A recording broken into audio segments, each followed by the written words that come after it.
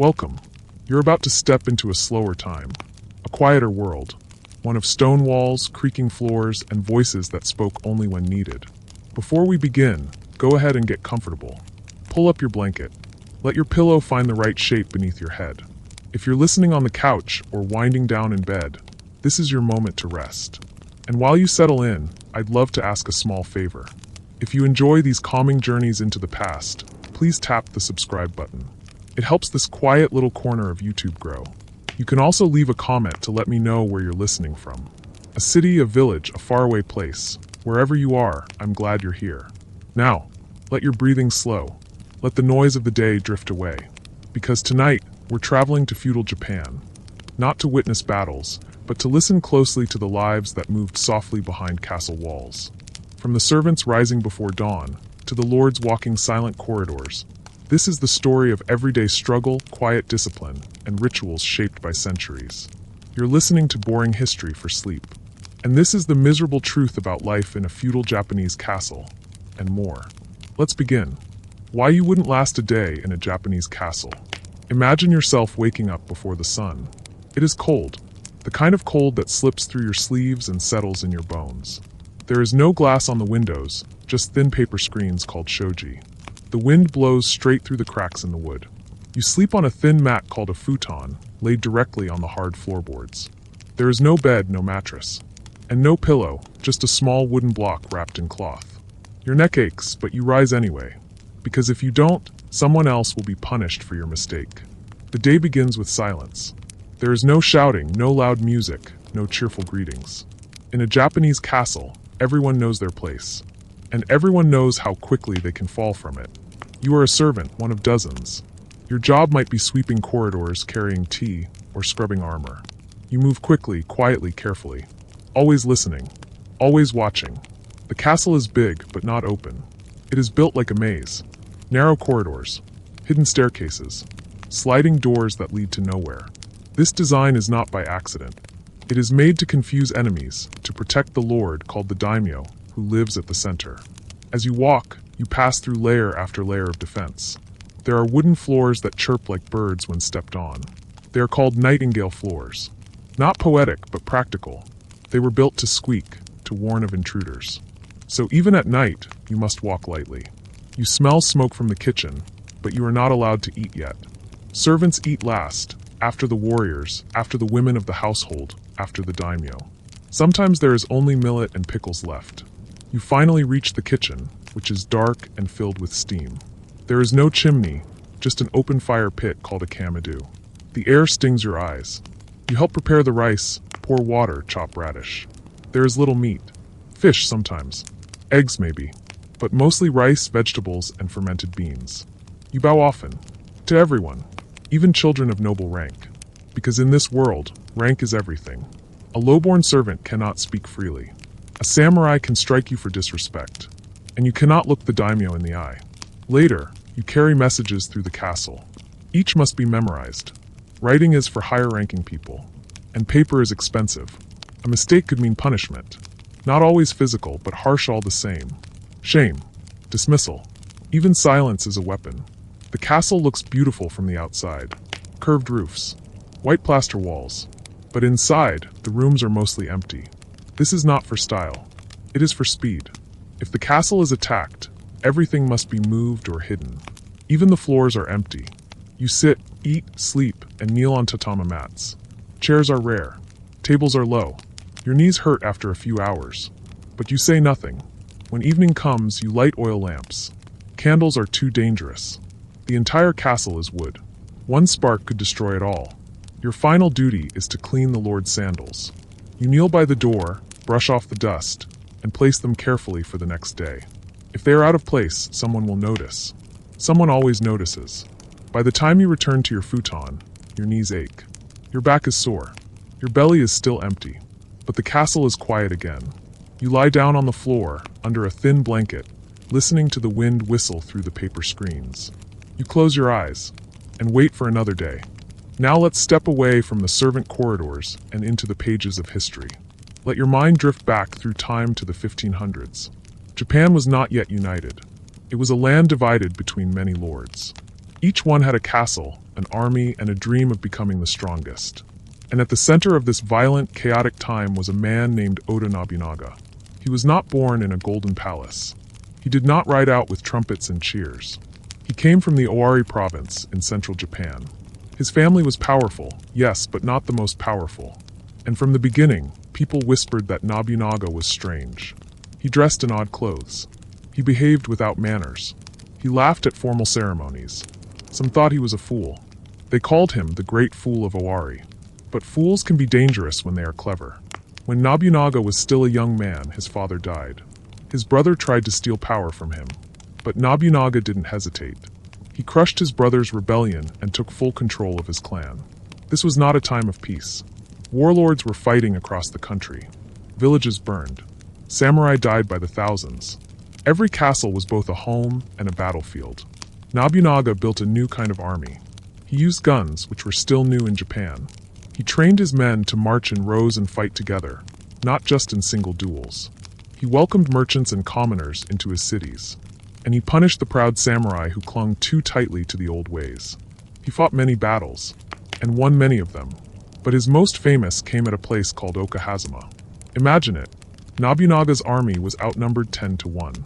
The enemy had thousands of soldiers. Nobunaga had only a few hundred. But he used speed, rain, and surprise. He attacked during a thunderstorm. His men charged through mud and darkness. The enemy general, Imagawa Yoshimoto, was cut down. And just like that, Nobunaga's name spread across Japan. From that point forward, he began conquering more land. He defeated powerful temples that held armies of warrior monks. He broke the power of the old capital at Kyoto. He even helped the emperor, who had become little more than a figurehead, return to public life. But Nobunaga's rise was not peaceful. He was ruthless. He destroyed castles. He burned temples. He ruled through fear as much as respect. Still, he brought change. He opened the ports to trade. He welcomed foreigners, especially the Portuguese, who brought guns and Christianity. He allowed churches to be built, though later leaders would tear them down. Nobunaga was bold, clever, and always moving forward. But he made many enemies. One of them was Akechi Mitsuhide. Mitsuhide was one of Nobunaga's generals. He had served him faithfully for years. But something broke between them. We do not know exactly what. Some say Nobunaga insulted him. Others say he killed Mitsuhide's mother. Still others believe Mitsuhide simply saw a chance to grab power. Whatever the reason, in 1582, while Nobunaga was resting in a temple near Kyoto, Mitsuhide struck. Nobunaga was caught off guard. He had only a few men with him. The temple, called Honnoji, was surrounded and set on fire. Rather than be captured, Nobunaga performed seppuku, the ritual suicide of a samurai. His body was never found. And just like that, his story ended. But his dream lived on. Another general, Toyotomi Hideyoshi, quickly defeated Mitsuhide and took over Nobunaga's armies. Later, Hideyoshi would go on to unify almost all of Japan. And after him, Tokugawa Ieyasu would finish the job, bringing peace that lasted for over 250 years. Still, many say it all began with Nobunaga. He was the first to truly challenge the old world. He planted the seeds of the modern Japan that would come later. But his end came in fire, in betrayal, in silence. So next time you see a picture of a Japanese castle, or hear the sound of temple bells, remember Oda Nobunaga. Not as a hero, not as a villain, but as a man who shook the earth beneath the tatami mats. Samurai skeletons and the mystery of mass graves. Let us now step beyond the castle walls, beyond the scrolls and stories, beneath the surface of the earth. Imagine standing in a quiet field in Japan. The wind moves gently through the grass. There are no castles here anymore, just soil, stones, and silence. But under your feet, something rests. Something old. Something forgotten. Bones. In the last few decades, archaeologists have uncovered something strange beneath several modern Japanese cities. Mass graves. Long trenches filled with human remains. Dozens, sometimes hundreds, of skeletons packed tightly together. Many were male. Many were young. And many were missing heads. These were not ordinary burials. They were hurried. Chaotic. No tomb markers. No gravestones. No names. So who were they? What happened to them? And why were they buried like this? Let us go gently into this mystery. In 2015, while building a new office tower in Kyoto, construction workers found one of these graves. It lay beneath a parking lot, and it held over 60 skeletons. Forensic experts came in. They studied the bones carefully. Some showed deep cuts to the arms and ribs. Some had broken skulls. Others had injuries that had healed long before death. There were signs of violence, but also signs of life as warriors. The bones belonged mostly to men in their 20s and 30s. Their bodies were strong, shaped by years of hard labor or battle training. And many wore no grave clothes at all. This wasn't a quiet resting place for respected ancestors. This was a dump site, a field of the fallen. So what could have caused such a thing? To find answers, we must remember that Japan's castles were not just places of beauty or ceremony. They were places of war. During the 1400s and 1500s, Japan went through a period known as the Sengoku Jidai, the Warring States period. For over a century, rival warlords battled for power. Castles changed hands quickly. Armies fought over mountain passes, river valleys, and narrow city streets. Villages were burned. Temples were taken. And samurai were killed by the thousands. But not all warriors died in battle. Some were executed after surrender. Others were killed in ambushes, betrayals, or even by their own commanders. In this time, loyalty was praised. But trust was rare. When a castle fell, the defeated often had no place to go. Their bodies were not buried with honor. They were thrown into shallow pits, covered with a thin layer of soil. Forgotten. The grave in Kyoto may have been one such place. Some experts believe it holds the remains of samurai defeated during one of Nobunaga's many sieges. Others suggest it may be from an earlier conflict. Perhaps even a secret purge, when rebels or political enemies were wiped out quietly. What makes the mystery deeper is the lack of weapons. Most of the skeletons were buried without swords or armor. These items were expensive and would have been taken after death. Even the dead were stripped. And in some mass graves, skulls were missing entirely. Some suggest these heads were taken as trophies. In medieval Japan, capturing an enemy's head was a sign of victory. They were cleaned, presented, and sometimes even recorded in battle reports. Imagine that. Your name, your status, even your cause remembered, not for your words or deeds, but for your severed head. Of course, not all buried here were samurai. Some may have been peasants forced into fighting. Others may have been servants caught in the chaos. But the way they were buried tells us how little value their lives held in the eyes of those who won. Even now, when archaeologists uncover these graves, they treat the bones with care. Each skeleton is studied, documented, and gently lifted from the ground. They are given rest, often for the first time in centuries. And yet the questions remain. What was their final day like? What were they promised? And did they believe they were fighting for something greater? We may never know. But their bones speak quietly of the past. They remind us that castles were built not just on stone, but on sacrifice. So next time you see a great tower or a crumbling wall, think of those below it. The nameless, the buried, the forgotten. They too are part of the story. Now, let us leave the shadows of the mass graves behind. Let us rise again, gently, into the quiet chambers at the heart of the castle. Rooms with paper walls and polished floors. Scrolls hanging neatly. A kettle softly steaming in the corner. Here lives the daimyo, the lord of the domain, the ruler of the castle. But what did he actually do all day? You might think of a daimyo like a king. Someone who sat on a throne, gave orders, and lived in luxury. But the truth is more quiet, more tiring, and far more complicated. A daimyo's life was filled with rules, reports, rituals, and responsibility. And very little rest. Let us imagine one such day. It begins early, just before dawn. The daimyo rises from his futon, not in a grand bed, but on the same tatami mats as everyone else. He is helped into his robes by attendants. Not armor, not yet, just layers of fine silk and cotton, tied carefully around the waist. He washes his face with cold water poured from a ceramic pitcher. And then, in silence, he moves to his writing desk. Letters must be answered. Petitions reviewed. Reports from villages, tax collectors, and border guards are waiting. Sometimes the paper is thick with brushstrokes. Other times, a scroll just lists numbers. How much rice was grown, how many men are ready to fight, how many horses need new shoes. All of this matters, because the daimyo's power depends on order. If he loses control over his people, his resources, his alliances, another lord might rise against him. Breakfast is light, usually rice, pickles, and miso soup. Sometimes dried fish, rarely more than that. Then the meetings begin. First, the senior retainers, older samurai who help manage the land. They bow deeply. They speak carefully. Every word is formal. Every phrase follows tradition. A daimyo must listen more than speak. He must judge, advise, and decide. Even small choices carry weight. Do you send more guards to the mountain pass? Do you lower the rice tax after a bad harvest? Do you accept a marriage proposal from another clan? One wrong move can lead to rebellion or shame. And shame, in this world, can be deadly. Later in the morning, there might be time to inspect the castle grounds. The daimyo walks slowly, followed by his attendants. He checks the barracks. He watches the soldiers practice with bows and swords.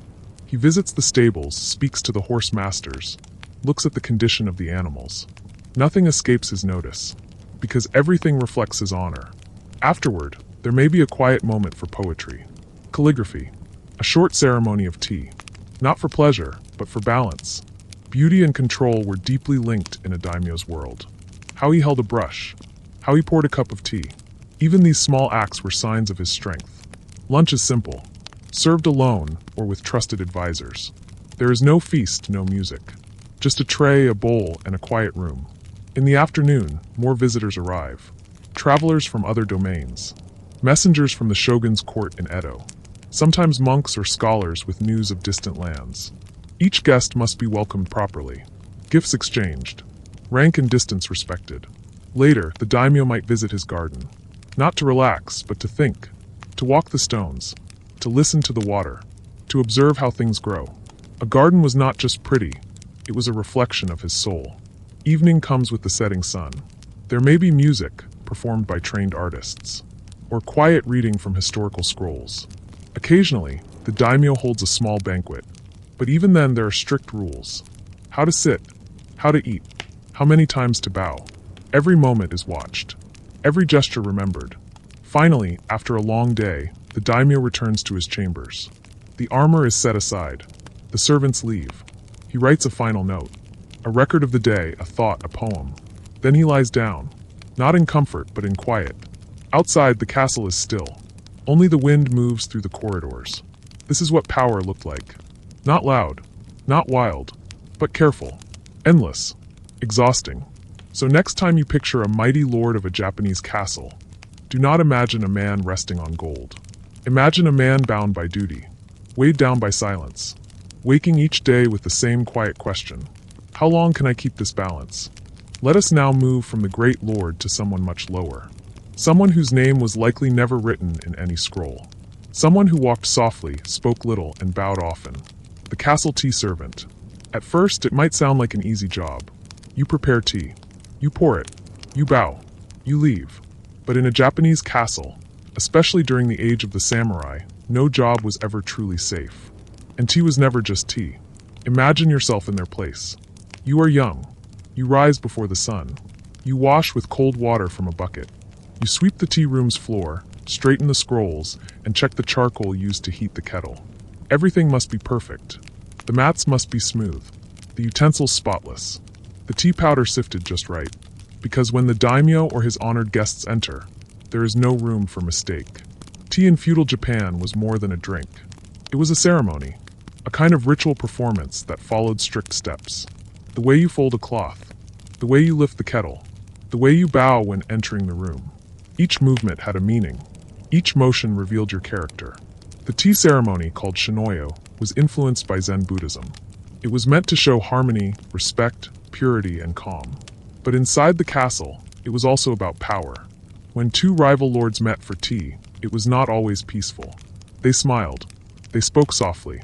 But underneath, their eyes watched every detail. A slight change in tone. A pause. A hand moving too quickly. Everything was political. For the tea servant, this meant constant pressure. If you spilled hot water, you brought shame. If the tea was too strong or too thin, it was seen as carelessness. If you bowed at the wrong moment, you insulted someone with higher rank. But the greatest danger was fear itself. Fear of poison. In times of conflict, especially during the Warring States period, lords were always watching their cups. Poison was a quiet weapon, easily mixed with food or drink, and difficult to trace once the victim fell ill. That meant the tea servant had to be trusted completely. Their hands, their breath, their path into the room, all were known. Sometimes a second servant watched the first. Sometimes a samurai stood guard nearby just in case. Even the tea tools were checked. The whisk, the scoop, the ceramic bowl. Each could be inspected before and after. Some castles even had special storage rooms just for tea equipment, sealed when not in use. And still, suspicion lingered. There are records of lords who died soon after a tea gathering. The official reason might be illness, but the whispers said otherwise. Of course, not all tea gatherings ended in silence and suspicion. Some were peaceful. Some were used to show trust between allies. A quiet space away from war, where even powerful men could pause and reflect. But for the servant, there was never true rest. Even when nothing went wrong, the strain remained. The posture, the precision, the awareness that every movement could mean favor or failure. At night, the tea room would be empty again. Just tatami mats, a scroll on the wall, and the faint scent of roasted matcha in the air. You would clean the tools by candlelight, wrap them in cloth, stack the charcoal, then bow once more before stepping out into the corridor. You may have poured for generals, monks, poets, or even the shogun himself, but you were still a servant, and the silence followed you wherever you went. So next time you drink a warm cup of tea, remember that in feudal Japan, tea was never simple. It was ceremony. It was performance. It was politics. And for some, it was a daily test of survival. Now let us walk beside the warrior. Not in the heat of battle, but in the stillness of thought. We often imagine samurai as symbols of honor, loyalty, and calm strength. Their image is sharp, a man in armor, sword at his side, face calm, eyes focused. But behind this image was a life that was often very different, and far more complicated. The samurai were not just fighters. They were part of a social class. And like all people in castles, they had duties, fears, and choices that did not always match the ideal. They followed a code called Bushido, the way of the warrior. It taught them to live with honor, loyalty, discipline, and bravery. They were told to be ready to die at any moment, without fear or regret. It sounds noble, almost beautiful, but what did it really look like? Imagine being born into a samurai family. From a young age, you were taught to kneel for long hours, to sit still, to draw a sword in one smooth motion. You learn archery, horse riding, poetry, and calligraphy. You are told that your life belongs not to you, but to your lord. If he commands, you must obey, even if it means your death. But real life is messy. Sometimes your lord is cruel or foolish. Sometimes he makes promises he cannot keep. Sometimes he sends you to war for reasons you do not understand. And still you are expected to obey. What if you disobey? That is dishonor. And dishonor could mean exile. Or death. Sometimes even your family could be punished. So you follow the code, at least on the outside. But inside, many samurai struggled. Historical records show samurai who gambled, drank heavily, or fell into debt. Some abused their power over peasants. Others broke the rules when no one was watching. In peaceful times, many samurai were simply bored. They had no battles to fight. They became officials, tax collectors, or teachers. Their swords became symbols, not tools. But they still wore them every day. They still bowed deeply, still spoke carefully, still lived under the weight of Bushido. And then there were those who failed. If a samurai made a serious mistake, lost a battle, or brought shame to his name, he might be asked or expected to perform seppuku. This was ritual suicide. It was supposed to be an honorable way to take responsibility, to show courage even in death. But not all chose it freely. Some were forced. Some hesitated. Some begged for mercy and were denied. Even this, a part of the code, was full of conflict. And yet, for all its flaws, the idea of Bushido stayed strong. It was taught in poems and plays. It appeared in scrolls and songs. It gave structure in a world that was often uncertain. There were samurai who truly lived by it, who gave their lives to protect others, who refused bribes, who spoke truth even when it was dangerous. But they were human too. They had doubts. They made mistakes. They lived in a world of pressure and performance. So when we picture a samurai standing alone beneath the cherry blossoms, still, silent, strong, we should also imagine the thoughts behind his eyes, the decisions he had to make, the lines he had to walk, because the code was an ideal, a path lit with lanterns, but the road beneath it was made of stone and shadow, and the samurai walked it one careful step at a time. Now let us step out of the castle gates. Let the polished floors and silk robes fade behind us. Let us walk down the dirt paths, through the rice paddies, and into the homes of those who carried the true weight of the land, the peasants. They were the farmers, the planters, the diggers of ditches. They worked from before sunrise until after sunset. Their backs bent under the weight of water buckets, firewood, and fear. And at the center of that fear was a simple word, tax. But in feudal Japan, a tax was not paid with coins. It was paid in rice. Rice was everything. It was food, wealth, status, and currency. And for the daimyo in his high tower, rice meant power. Each domain had a system called kakadaka. It measured how much rice the land could produce in 1 year. This number decided how wealthy a daimyo was, how many soldiers he could keep, and how high his rank stood. But someone had to grow all that rice. And someone had to give it up. That someone was the peasant. Imagine it. You are a farmer. Your whole family works the field. In spring you plant. In summer you guard the crop from pests and storms. In autumn you harvest carefully, bundle by bundle. Each grain matters. And then the tax collector arrives. He does not ask how much your family needs. He does not ask if your harvest was smaller this year. He comes with samurai guards and wooden records. And he tells you how much rice you owe. Sometimes it is more than you can spare. But you give it anyway. Because if you resist, they will take it. And maybe more. Some tax collectors were fair. They gave peasants time. They listened. But others were harsh. They took extra rice as gifts for their effort. They punished those who hid even a small amount. And if you cannot pay, your tools might be taken. Your house burned. Your family separated. In some cases, peasants fled to the mountains. Or joined groups of other desperate farmers. They formed what were called ikki, peasant uprisings. These uprisings were rare but powerful. They burned records. They attacked storehouses. They demanded lower taxes or fair treatment. Some were put down quickly. Others spread across entire provinces. But all of them reminded the daimyo that even the lowborn could become dangerous. Back in the castle, this was a serious concern. Rice was counted and stored with great care. There were officials whose only job was to inspect the harvest, measure the quality, and check for missing amounts. Castles had massive storehouses with thick walls and guarded doors. Inside, bags of rice were stacked neatly. They were used to feed the soldiers, to pay for roads, to send as tribute to the shogun. And sometimes during famine, they just sat there locked away, while peasants starved outside. You see, rice was more than food. It was power. It could not be wasted on those who could not offer something in return. The rules were strict. The structure was firm. And the ones at the bottom felt it most. Even the seasons brought fear. Too much rain? The rice molds. Not enough? It withers. A bad year meant more hunger, but often the same tax. Families sometimes mixed bark with millet, or boiled grass to stretch their meals. Children went without. Old people gave up their share. But still the samurai came. Still the storehouses filled. And in the quiet corners of the countryside, peasants looked at those towers of power and asked themselves a simple, dangerous question. Why? Why must we starve for their honor? Why must we suffer for their pride? It was a whisper, carried on wind, soft and slow. But in time, even whispers can shake stone. So the next time you see a bowl of plain white rice, remember, it was not always so easy. For many in feudal Japan, each grain was a struggle, each meal a victory, and every harvest a test of loyalty and survival. Let us now return to the castle itself. Not as it stands in its quiet strength, but as it once was, unfinished, alive with noise, dust, and motion. Before the daimyo could sit in his grand hall. Before the samurai trained in its courtyards. Before the servants swept its floors. It had to be built. And building a Japanese castle was no simple task.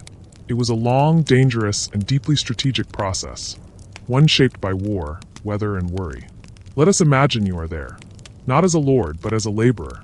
One of thousands. You wake before dawn, shoulders sore from yesterday, hands already blistered.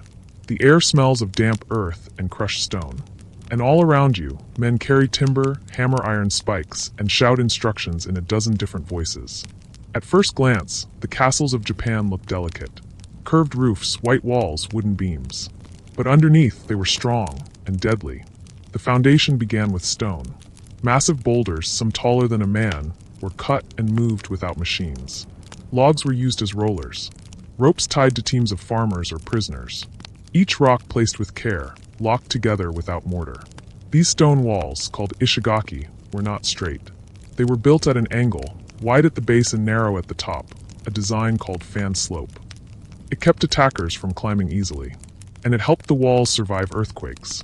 As you look up at the slope, You may notice how carefully the stones fit. The corners often used a method called snake mouth joints, where small, sharp stones were wedged tightly between large ones, preventing collapse. Above this stone base rose the wooden skeleton of the castle. Thick beams carved from pine or cedar. Posts and crossbars fitted together using joinery. Wooden slots and joints instead of nails. Why? Because nails rust. And in a place of damp seasons and wet winters, joinery lasted longer. Then came the walls, wood and plaster. The white plaster was not just for show. It was fire-resistant, a rare, critical detail in a world where most buildings could burn in minutes. Windows were small and narrow. Some were shaped like downward-facing keyholes. Not for air or light, but for defense. From these openings, archers could shoot arrows or drop stones. The castle roof, made of curved tiles, had layers like armor.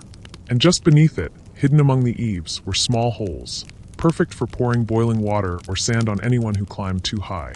Every floor, every door, every turn of the staircase was designed with defense in mind. The stairs twisted sharply. The doors slid, not swung. The corridors narrowed, because if enemies entered, they would be slowed, confused, and exposed. Even the famous nightingale floors were part of the plan. These were floorboards built to chirp softly when stepped on. Not by accident, but by design. Tiny metal pins inside the wood would squeak with pressure. No one could sneak down those halls without being heard. But building all this took time, often years. And it took people. Not just architects and craftsmen, but commoners. During construction, farmers were sometimes forced to leave their fields and carry loads of timber or stone. Others worked in teams, pounding clay, plastering walls, or carving roof tiles. It was dangerous work.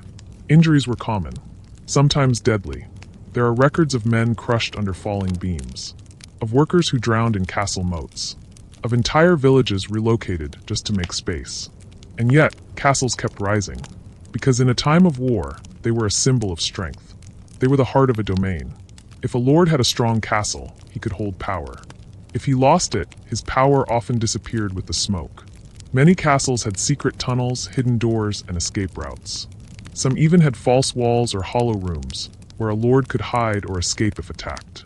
Others had wells hidden inside, not just for water, but for hiding weapons or messengers. As you walk through one of these great structures today, maybe Himeji Castle, with its white walls like a heron's wings, or Matsumoto Castle, with its black walls like a crow in flight, remember that each stone was placed by hand. Each tile lifted by tired arms. Each beam shaped by someone you'll never know. Castles were not just symbols of power. They were built on struggle. They were designed to defend, to deceive, and to endure. So as you rest your feet on polished wood or gaze at the curved roof above, listen closely. Beneath the silence, you might hear the sound of hammers, of grunts, of whispered instructions, and of the long, patient work it took to build a home that could survive fire, war, and time itself. How to wear a kimono in 12 annoying steps. Let us now shift from stone and sword to silk and string, from building castles to dressing inside them. Because even something as simple as getting dressed in feudal Japan was not simple at all, especially if you were expected to wear a kimono properly. To the eye, a kimono is elegant. A long robe, folded just right, tied with a sash, smooth and graceful in its lines. But behind that grace was a long routine, filled with layers, rules, and hidden discomforts. Let us imagine yourself in a servant's room. The sun has barely risen. Your eyes are still heavy, but it is time to prepare for another long day. And first, you must dress. You do not simply throw on a kimono. You must follow the steps. Carefully. Precisely. Every time. Step 1. The undergarment. Begin with the hatajuban, a thin cotton robe worn under everything else. It helps absorb sweat and keeps the real kimono clean. Tie it shut with a cord. Not too tight, or you'll feel it all day. Step 2. The second layer. Now the nagajuban, a longer underkimono. Also tied. Also precise. Its collar must show just the right amount above your outer kimono. Too much looks sloppy. Too little looks stiff. Step 3. Line up the seams. When putting on the actual kimono, the seams must line up with your shoulders and wrists. No twisting. No bunching. The left side always crosses over the right. Why? Because the opposite, right over left, is used only for dressing the dead. Step 4. Adjust the length. Most kimonos are made long. You must lift the extra fabric at the waist and fold it just right to get the correct length. If you're too short, this part gets tricky. You might need help. Step 5. Tie the inner waist cord. A thin cord called koshihimo goes around your waist. It holds the fold in place. It must be snug, but not too snug. Too tight, and you won't breathe well. Too loose, and your whole outfit starts to sag. Step 6. Smooth everything again. Check the folds, the sleeves, the back. Any wrinkles must be fixed before the next layer. Because once the sash goes on, nothing underneath can be changed. Step 7. Time for the obi. The obi is the wide sash that holds the kimono in place. And here is where things get tricky. For women, the obi can be over 12 feet long. It must be wrapped around the waist, tied into a specific shape at the back, often a bow, or something more elaborate for formal occasions. Doing this yourself takes skill. Most people need help. Servants often dressed noble women.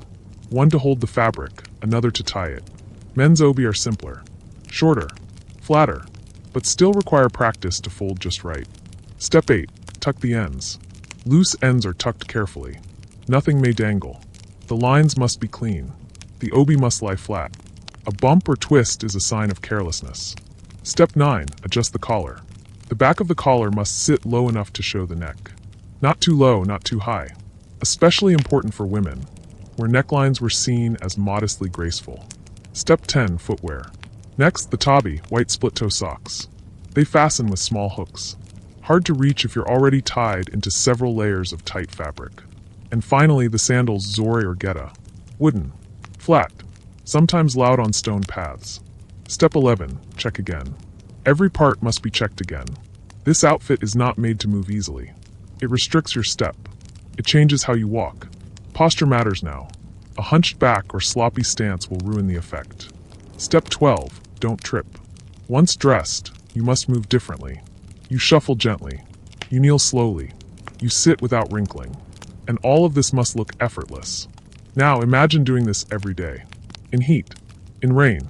Sometimes with armor layered on top. Sometimes for only a short appearance in the Lord's presence. And if you are a noble woman, your kimono may have even more layers.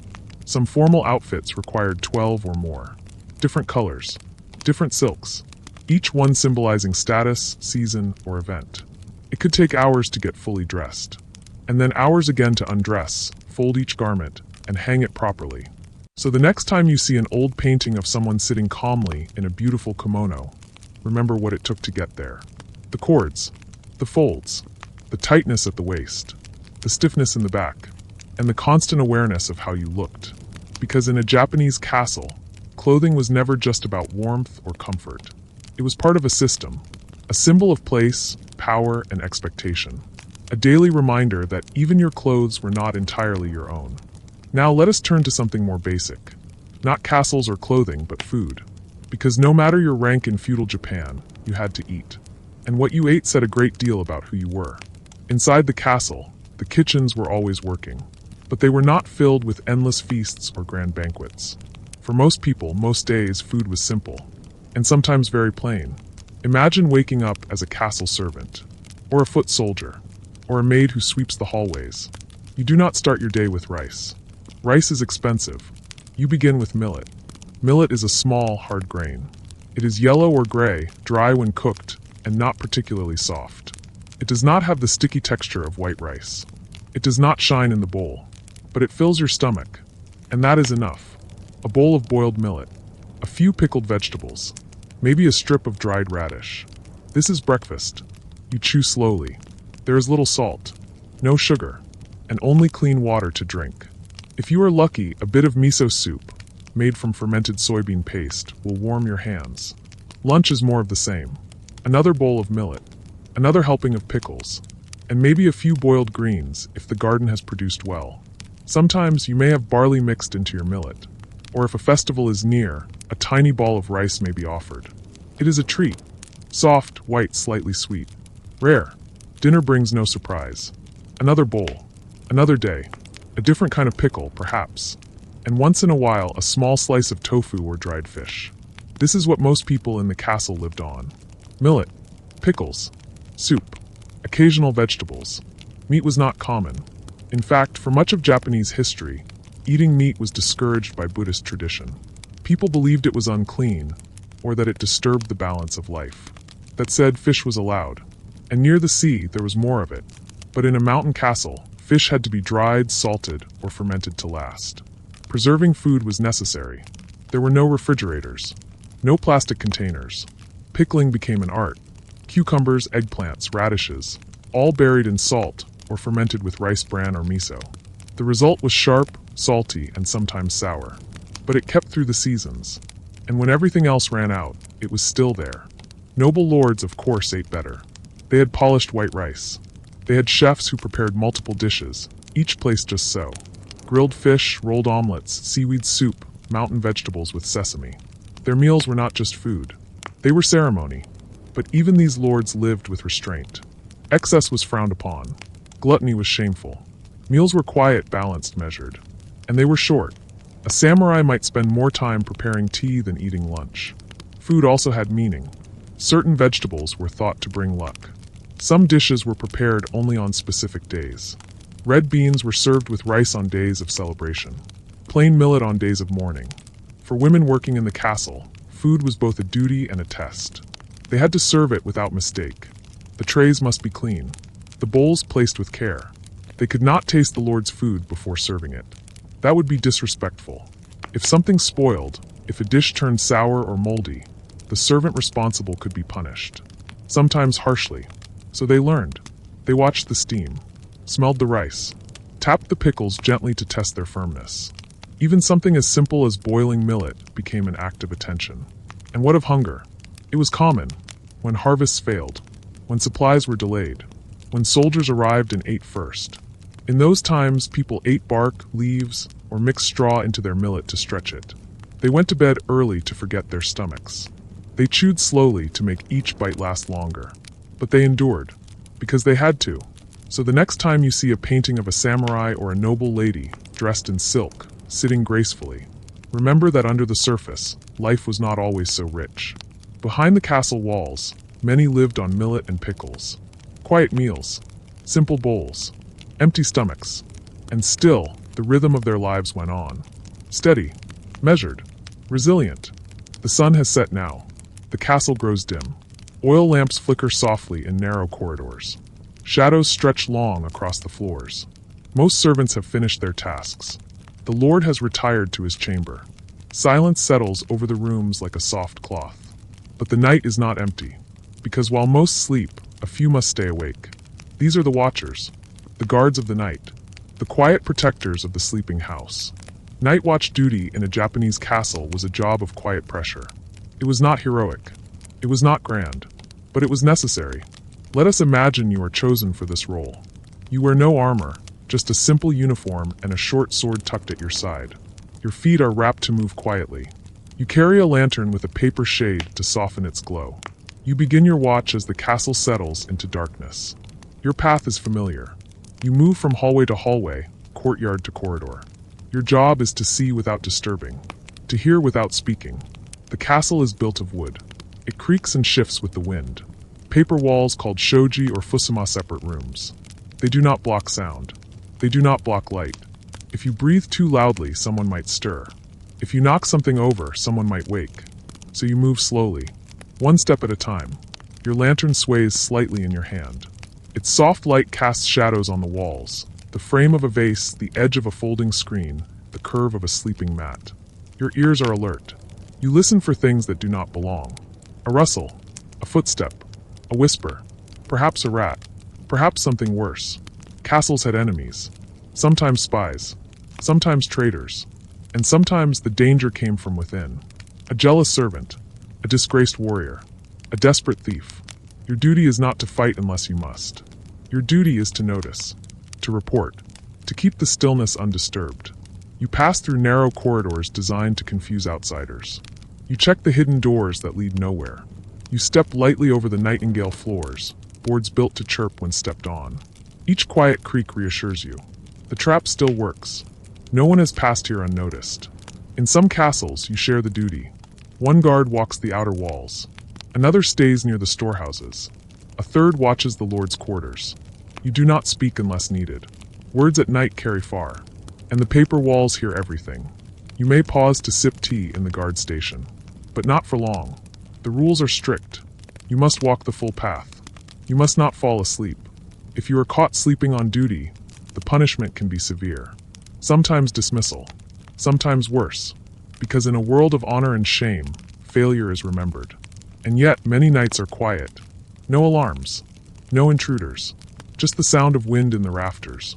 And your own slow breathing. You pass rooms where servants sleep side by side, rolled in blankets. Their breath is soft and even. You see a flicker of candlelight where someone studies a scroll late into the night. You pass the kitchen, cold and still. The scent of pickled radish lingers faintly in the air. Outside, in the open corridors, you feel the chill. Your robe tightens around your chest. You look up at the roof tiles, silhouetted against the stars. You walk the length of the outer wall. Touch the wooden gate. Check the iron latch. Everything is still. And then you walk back. The castle, silent once more. Near dawn, your shift ends. You return your lantern. You bow to the next watchman. You remove your shoes and step into the sleeping quarters. Your legs ache. Your eyes are heavy. But the castle is safe. For now. You lie down beside the others, head on a folded cloth, wrapped in your blanket. The sky outside begins to lighten. The world stirs again. But no one will know what you saw. No one will thank you. Because in the castle, a quiet night means nothing happened. And nothing sometimes is everything. The art of calligraphy is power. Now let us step into a quieter room.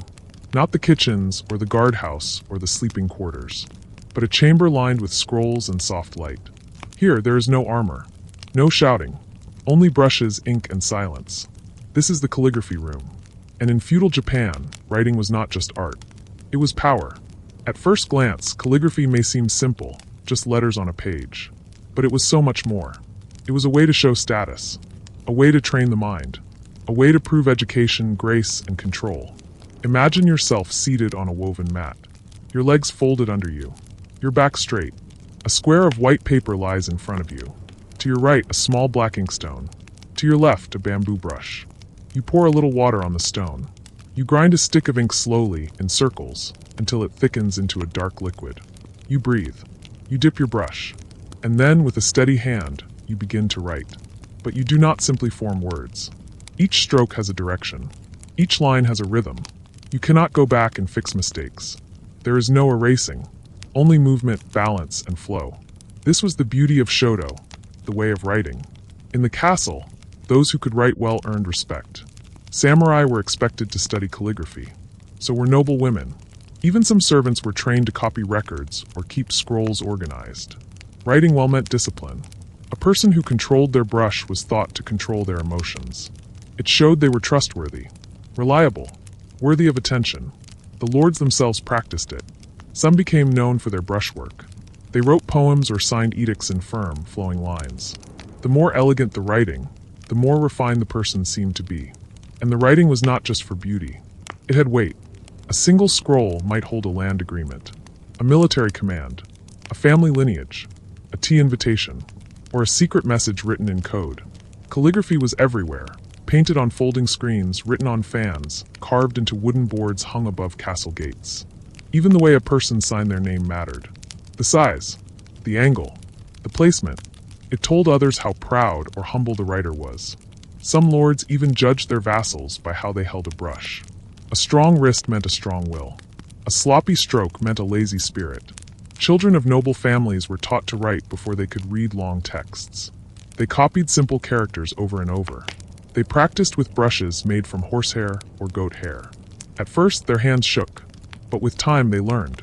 Sometimes, important guests were invited to view a scroll in a tea room. Not to read it, but to admire it. The way the characters flowed like water. The balance of black ink and white space. The beauty of restraint. Poems written by famous monks or warriors were treasured. Copied. Framed. Passed down through generations. But not all writing was elegant. Sometimes it was forged. Sometimes it was hidden. Sometimes it was burned in secret. Calligraphy was also used to shape belief. Monks copied sacred texts by hand. They believed that each stroke was an offering, that writing the words of the Buddha could bring peace to the soul. And in times of war, messengers carried scrolls tied with string. If captured, those scrolls could decide the fate of a battle. Even ghost stories in the castle spoke of cursed writings, letters that brought ruin, scrolls that whispered in the night. So you see, the quiet brush held great power. It was not loud. It did not shine like a sword. But it shaped the minds of rulers. It preserved the laws of the land. It taught the young. And it reminded all who lived in the castle that true strength could lie in ink as well as steel. The truth behind the legend. Now we enter the shadows. In the dim light beyond the castle walls, away from the formalities of the daimyo and the careful routines of the court, there exists a world of secrets and silence. This is where the ninja made their home. Unlike the noble samurai, whose ways were open and measured, the ninja were the keepers of hidden paths and the whisperers in the dark. Imagine yourself on a quiet night in feudal Japan.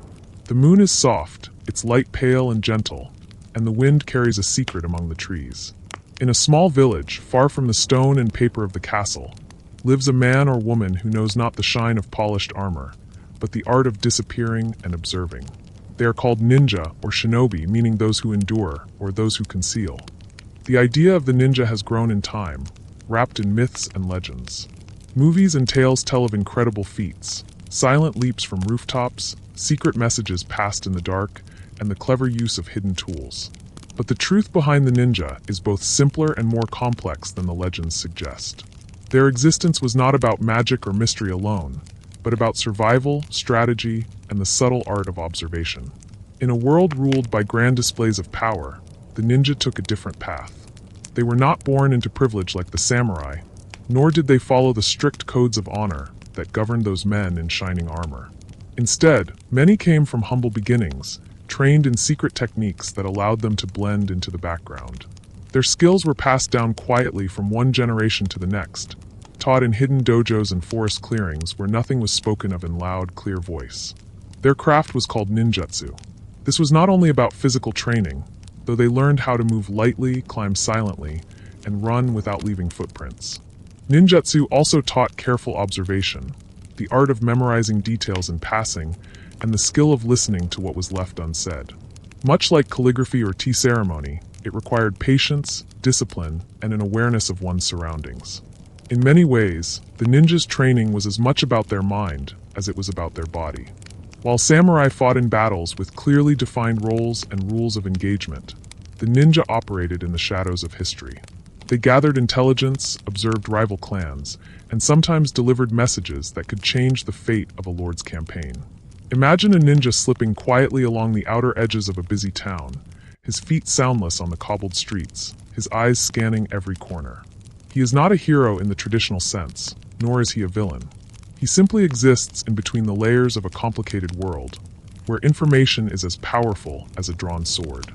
There are records from old scrolls and the writings of later scholars that mention groups of ninja.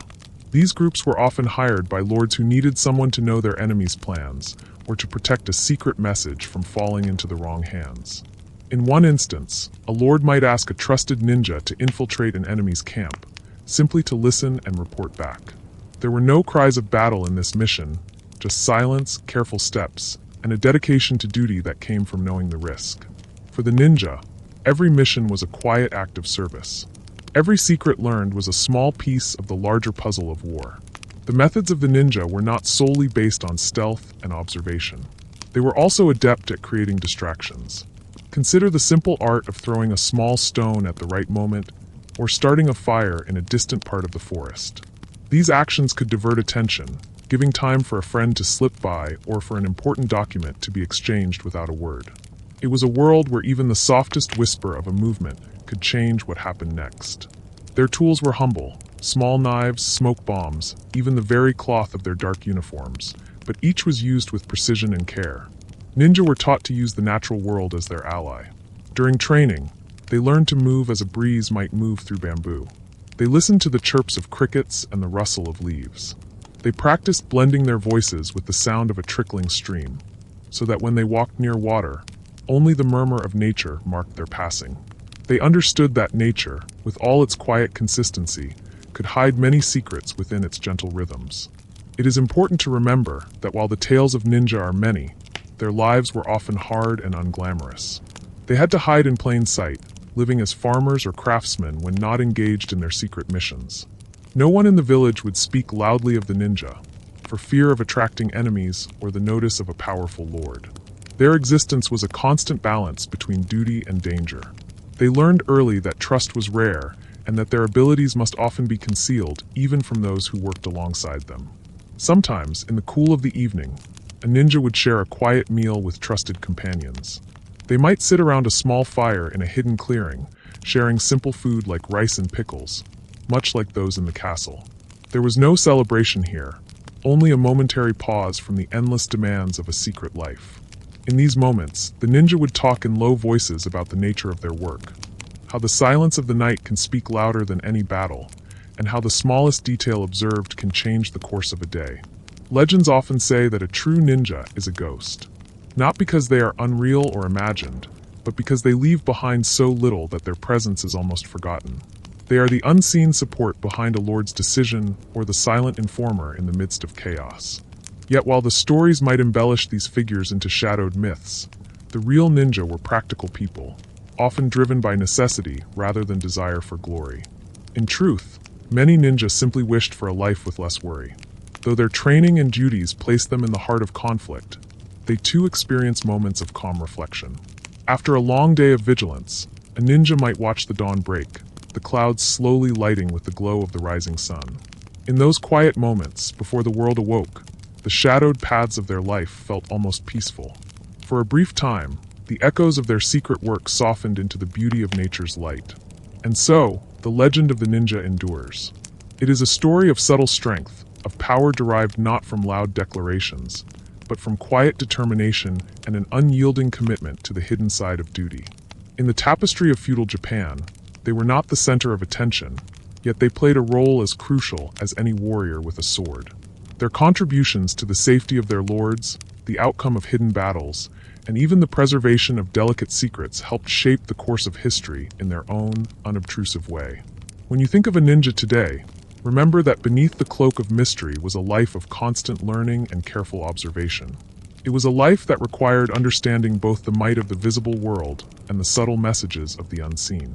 Their legacy is not written in the sweeping strokes of epic battles, but in the gentle movements that allowed information to flow as quietly as a stream through the forest.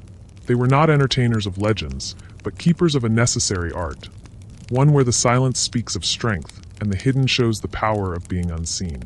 So as we drift deeper into this calm historical journey, consider the ninja as not just figures of cunning and stealth, but as a quiet reminder that sometimes true strength lies in the shadows, observed with a careful, unhurried glance at the world around us. Let us now return to the inside of the castle walls.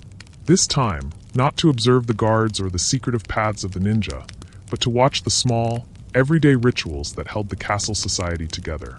Because in feudal Japan, rules were everywhere, not only for swords or scrolls, but for how you bowed, how you sat, how you entered a room, and how you folded your hands. Etiquette, or proper behavior, was not just a matter of manners. It was a survival skill. One wrong gesture could insult a superior. One mistimed word could shame an entire family. And so, people inside the castle lived by quiet rules that shaped each moment of the day. Let us imagine you are a servant, walking down a hallway with a tray of tea. You hear voices ahead. Someone of high rank is approaching. You must act quickly. You step to the side. Lower your head. Keep your eyes down. Do not speak unless spoken to. This is expected. Or perhaps you are a guest invited into the daimyo's reception room. You must remove your shoes before stepping onto the tatami mats. You bow at the doorway. Then you kneel and shuffle forward on your knees, never rising, never rushing. Your posture must be perfect. Your words must be few. And when you sit, your hands rest softly in your lap, right hand over left, thumbs touching. Bowing itself had many levels. A small nod for equals. A deep bow for someone above you. And if you were truly asking for forgiveness or showing great respect, you would kneel and place your forehead to the floor. This was not just politeness. It showed where you stood in the invisible ladder of status that ruled all things. Even how you entered a room had meaning. Sliding the door too quickly was rude. Stepping in with the wrong foot first was seen as careless. If your sword bumped the frame, it was a sign that you were not careful, or worse, that you brought disrespect. Samurai had to be especially careful. They were not allowed to carry their long sword, the katana, into the daimyo's presence. Instead, they removed it and placed it beside them, with the handle facing away. This showed they had no intent to fight. If they placed it handle forward, it meant challenge or threat. At formal meals, silence often filled the air. No clinking bowls. No chewing sounds. You picked up your bowl with 2 hands, held it close to your mouth, and sipped slowly. You did not point with chopsticks. You did not pass food directly to someone else with your chopsticks. Such gestures echoed funeral customs, and were considered unlucky or disrespectful. Even laughter had rules. Too loud was considered rude. Too often seen as foolish. Smiles were polite, quiet, controlled. Especially for women, who were taught to cover their mouths when laughing. A gesture still seen in Japan today. And then there were the rules of presence, the art of ma'ai, or correct distance. When speaking with a superior, you never stood too close. If you sat in their presence, you kept to a lower level if possible. You did not rise until they had stood first. These small details reminded everyone who was in charge. There were even expectations for how you smelled. Not strong perfumes. Not the scent of sweat. Incense was sometimes burned into clothing or combed through the hair to create a gentle fragrance. Smelling pleasant was a sign of refinement. Smelling too strong was considered clumsy. And while all these rules may seem exhausting, they created order. In a world where status was everything, etiquette protected people from shame, from error, and from conflict. If everyone followed the steps, everyone knew their place. And peace, at least on the surface, was easier to keep. But these customs could also become strange. Some lords demanded complete silence when they entered a room. Not even the rustle of robes. Others expected guests to remain kneeling the entire time, even during long meetings. There were even reports of lords testing their guests by offering tea in an intentionally chipped bowl, to see if the guest would politely ignore the flaw or foolishly mention it. Servants had their own codes. They knew never to turn their back when leaving the lord's room. Instead, they would bow and shuffle backwards on their knees until out of sight. This was hard on the body, but it was the rule. And if a servant spilled tea on a noble guest, or sneezed too loudly during a performance, or spoke out of turn, the consequences could be harsh. Dismissal, loss of reputation, sometimes even physical punishment. So within the castle walls, life became a quiet performance. Each gesture was practiced, each word weighed, each bow measured. And those who mastered these behaviors were not only seen as polite, they were trusted. Because in a place where power shifted quickly and enemies watched closely, good manners were also a kind of armor. Today, some of these customs still linger in modern Japanese society. The bowing, the quiet politeness, the sense that how you act matters, even in the smallest things. So as we walk through these silent halls once more, try to picture the daily dance of etiquette. A servant's careful steps, a samurai's quiet bow, a noblewoman's soft smile behind a sleeve. It was not just about politeness. It was about knowing your role, and playing it well. In the castle, strange as they may seem now, these customs were the threads that held the world in place. War drums and battle signals. Now let us imagine a day when peace was no longer certain. When the soft sounds of sandals on tatami were replaced by hurried footsteps, raised voices, and the heavy beat of preparation.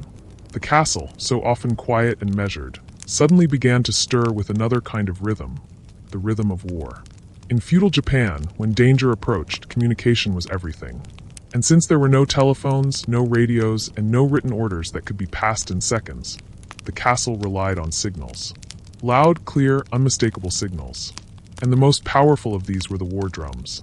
They were called taiko, large drums with deep, rolling voices.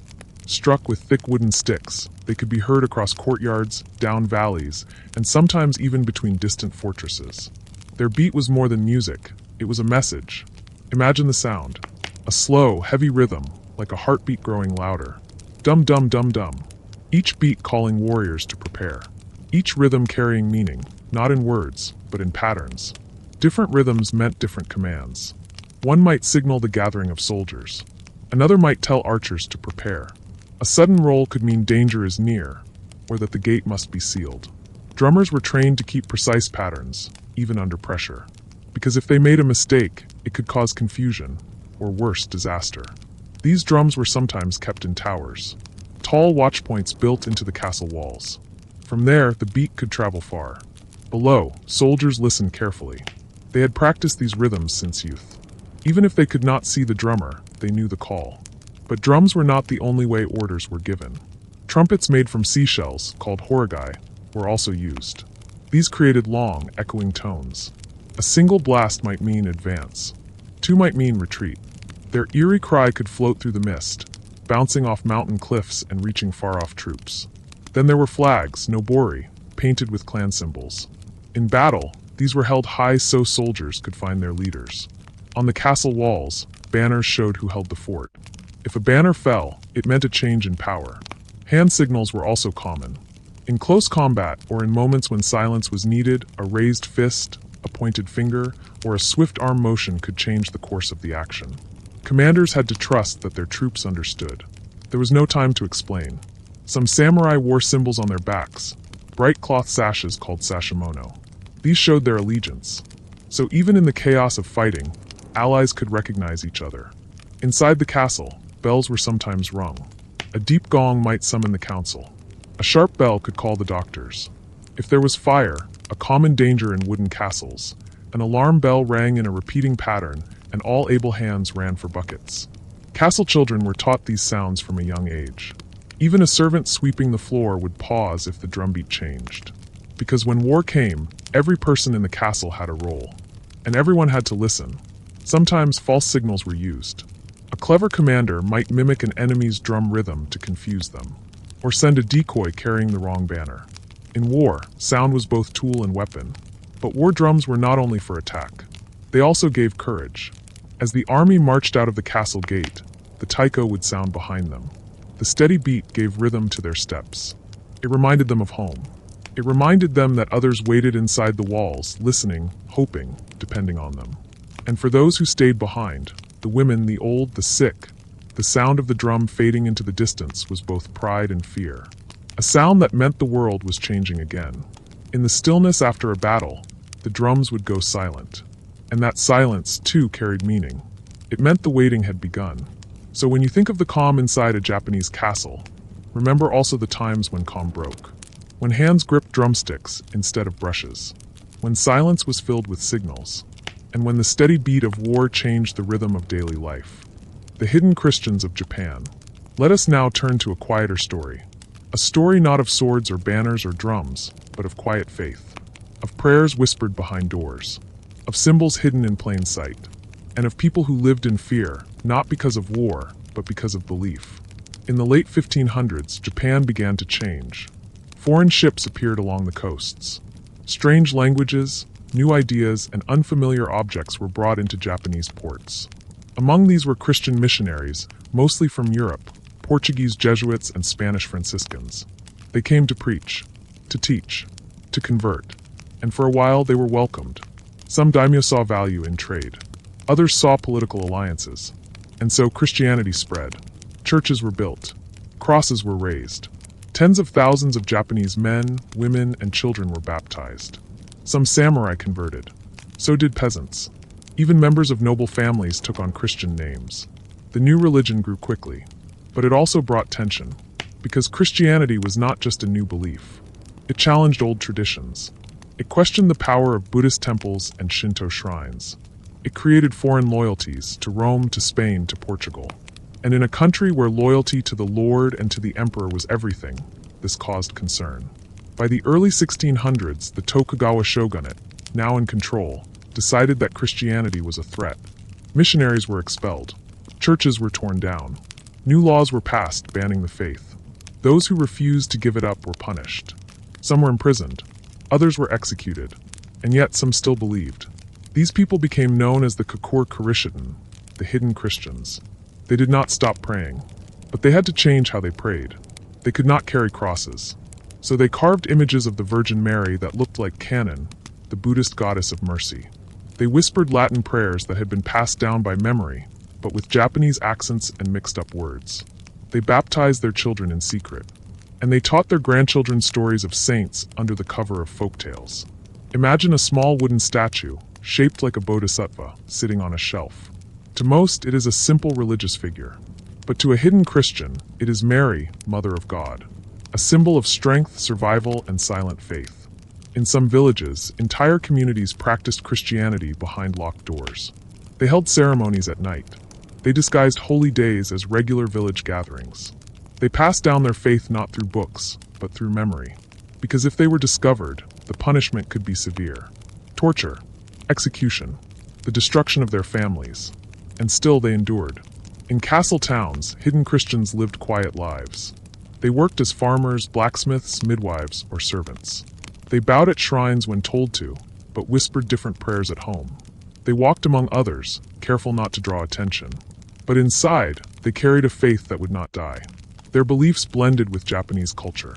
Some prayers took on the rhythms of Buddhist chants. Some Christian stories were told in the style of kabuki theater. Over time, their rituals became unique. Not quite like European Christianity, not quite like anything else. A religion reshaped by secrecy. Some carried small amulets with symbols so simple, so vague, that only believers knew their meaning. A circle, a flower, a simple rope tied just so. Signs of connection in a world that had turned against them. Years passed. Decades. Centuries. And still, the hidden Christians continued. Teaching in whispers. Remembering in silence. It was not until the late 1800s, when Japan opened its doors to the outside world again, that Christianity was once more allowed. When the ban was lifted, officials expected only a few scattered believers might remain. But to their surprise, entire families came forward. Some had kept their faith alive for 250 years. Without churches, without priests, only with memory, ritual, and deep inner strength. Today, descendants of these hidden Christians still live in Japan. Some continue the old ways, passed down from their ancestors. Others have joined modern churches. But their story, the story of quiet resistance and unshakable belief, remains one of the most remarkable in Japan's long history. So as we walk once more through the castle's stone corridors, think not just of warriors and lords, but of those who whispered their prayers behind paper doors. Of those who found courage not on battlefields, but in stillness. Of those who carried their faith in silence for generations. In a world that often demanded obedience, they chose something else. Not loudly, not with rebellion, but with quiet, steady hearts. And that too is a kind of strength. Now we turn our eyes not to people, but to nature. Because in Japan, the land itself was a powerful force. It could feed you or starve you, protect you or destroy everything you had built. And even the strongest castle, with its thick stone walls and clever defenses, could not always stand against wind, water, or wave. Japan sits in a restless part of the world. It is a land shaped by volcanoes, earthquakes, heavy rains, and sudden storms. And for those who lived in castles, nature was a constant, silent threat. One of the greatest fears was flood. A castle might stand proudly on a hill or rise from flat land near a river, but water always found a way. Seasonal rains would pour from the mountains, swelling rivers until they spilled over their banks. Rice fields turned to lakes. Wooden bridges vanished. Moats overflowed. Inside the castle walls, water crept silently.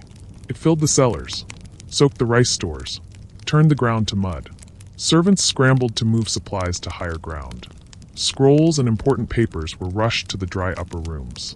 Firewood, once carefully stacked, floated away or rotted. And the floors, made of wood and often without strong foundations, began to warp. Shoji screens buckled. Tatami mats grew damp and moldy. Once proud rooms began to smell of wet straw and decay. Imagine trying to sleep while your walls whisper with dripping water. The smell of mildew clings to everything. Even the smallest chores become harder. Cooking, drying clothes, carrying goods through slippery walkways. This was not an exciting disaster. It was a slow, heavy misery. And sometimes floods came not just from rain, but from storms. Typhoons could batter the coast, sending waves crashing inland. Roofs were torn away. Watchtowers shook in the wind. Trees snapped like twigs. And when the sky cleared, the damage remained: broken gates, flooded kitchens, injured horses, ruined rice stores. But the worst came from the sea. Tsunamis. A tsunami is not like a regular wave. It is not one big splash. It is a wall of water, pushed by an earthquake far beneath the ocean. It begins quietly, the sea pulling back from the shore, as if it is holding its breath. Then it comes. A massive surge. Fast, heavy, unstoppable. For coastal castles, this was a nightmare. Some castles were built on hills, protected by cliffs. Others, especially trading ports and river forts, were not so lucky. When a tsunami struck, entire outer walls could vanish. Boats were tossed into the streets. Stone foundations cracked. The carefully ordered world of the daimyo and his servants turned to confusion and survival. Historical records from the Edo period mention such events. Villagers fleeing to the castle for safety. The castle gates opening, then shutting fast to hold back rising water. Grain supplies ruined. Salt water poisoning the fields. And always, the long rebuilding afterward.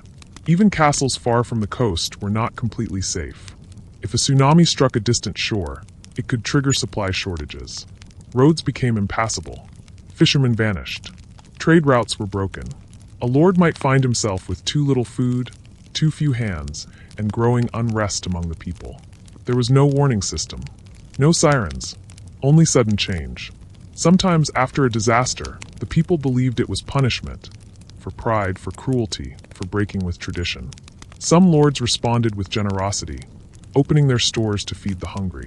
Others tightened their hold, fearing rebellion. Either way, life after a flood was slow, hard, and uncertain. To protect themselves, castles learned to adapt. Some built new drainage channels. Others raised their granaries on stilts. A few even rebuilt their outer walls with curved stone bases to better shed water. Engineers studied old river paths and tried to shape the land to their advantage. But nature always had the final word. For those who lived through these disasters, the sound of rain could bring anxiety. A strong tide could stir old memories.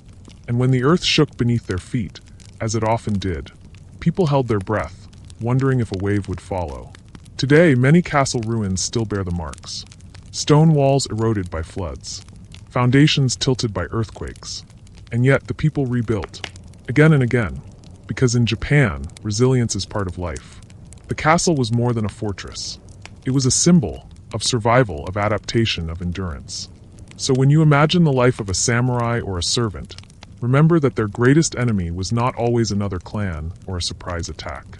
Sometimes it was the sea, the rain, the quiet rising of water that could drown even the proudest stronghold. And still they endured. Why so many rooms were empty. Now let us walk quietly through the corridors of a Japanese castle. The storm has passed, and the walls are dry once more. The paper doors slide open softly. The lanterns glow with a warm, steady light. But as you peer into one room after another, you might notice something strange. Most of the rooms are empty. No furniture. No paintings. No clutter. Only clean floors, smooth mats, and quiet space. You might wonder, was the castle abandoned? Was it unfinished? But this emptiness was not an accident.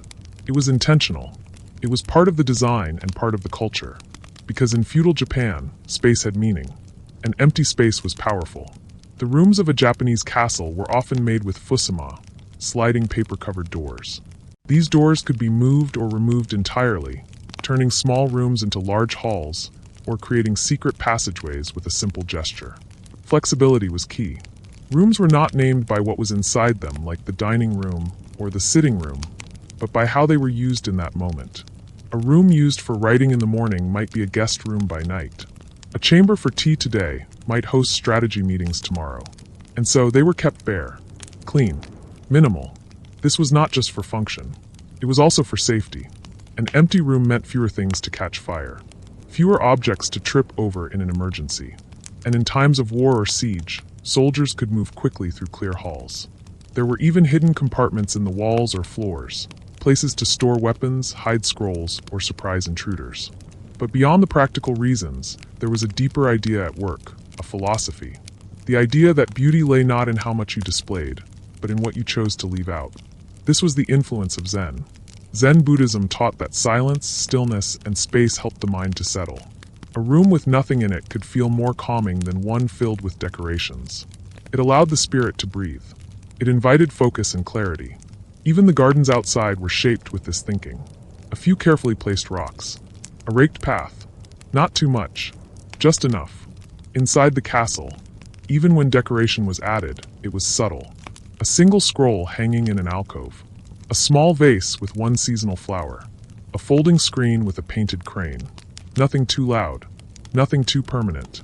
The more powerful a person was, the simpler their room might be. The shogun himself might sit in a chamber with only a mat, a writing desk, and a sword rack. Because power was shown through restraint.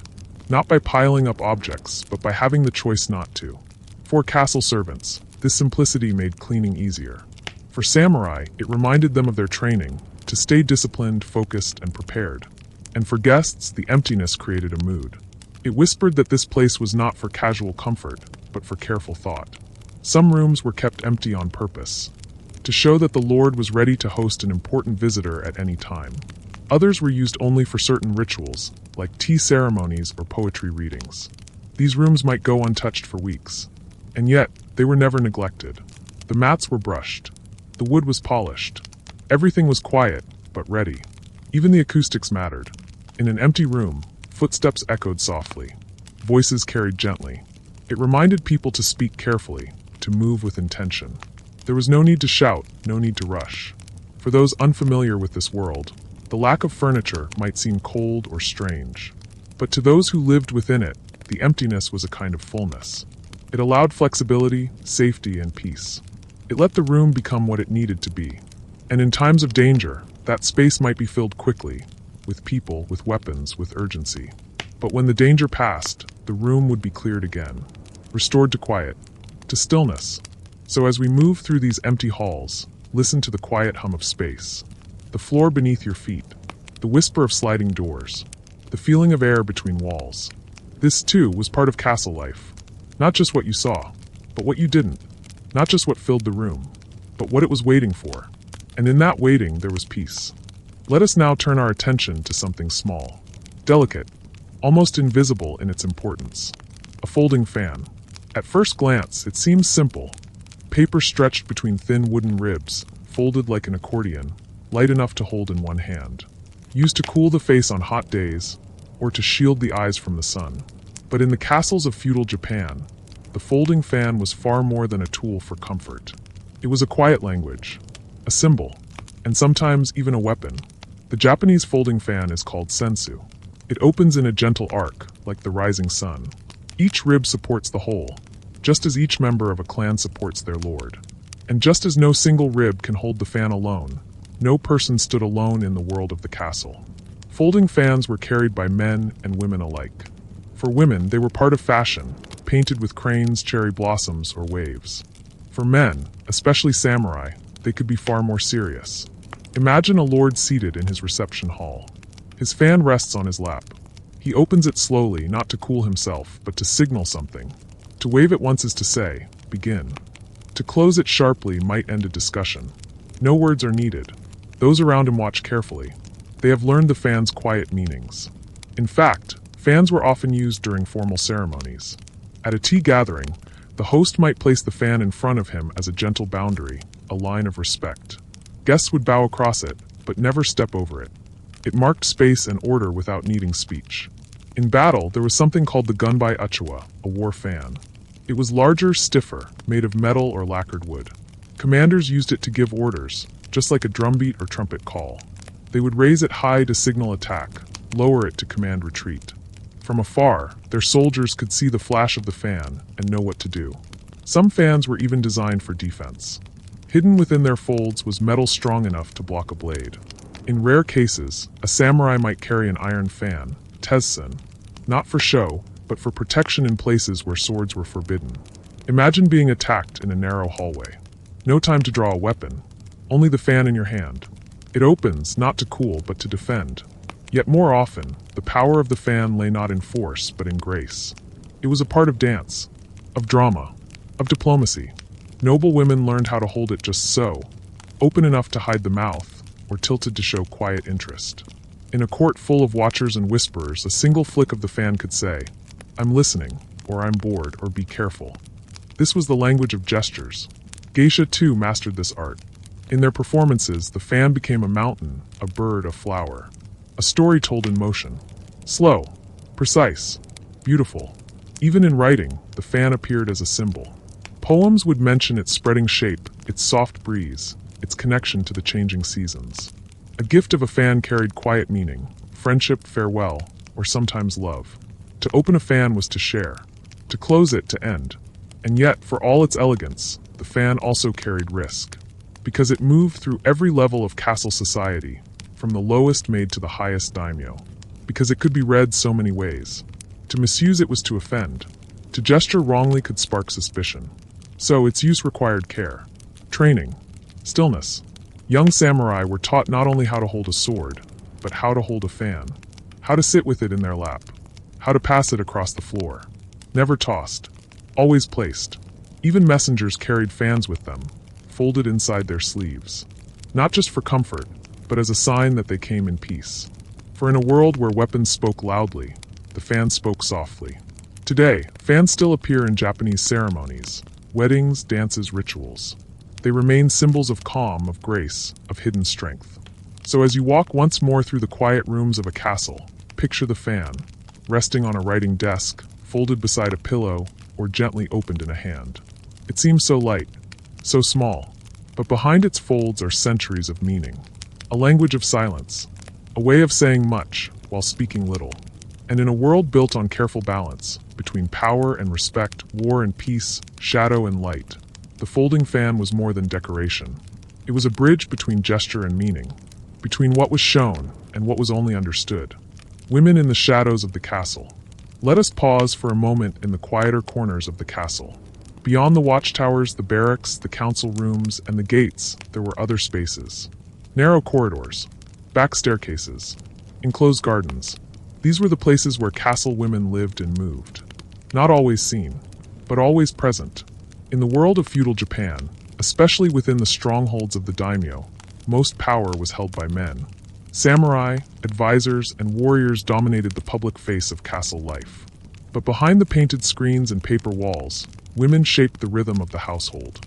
They raised the children, managed the servants, prepared offerings, guarded traditions, and made choices that would ripple through generations.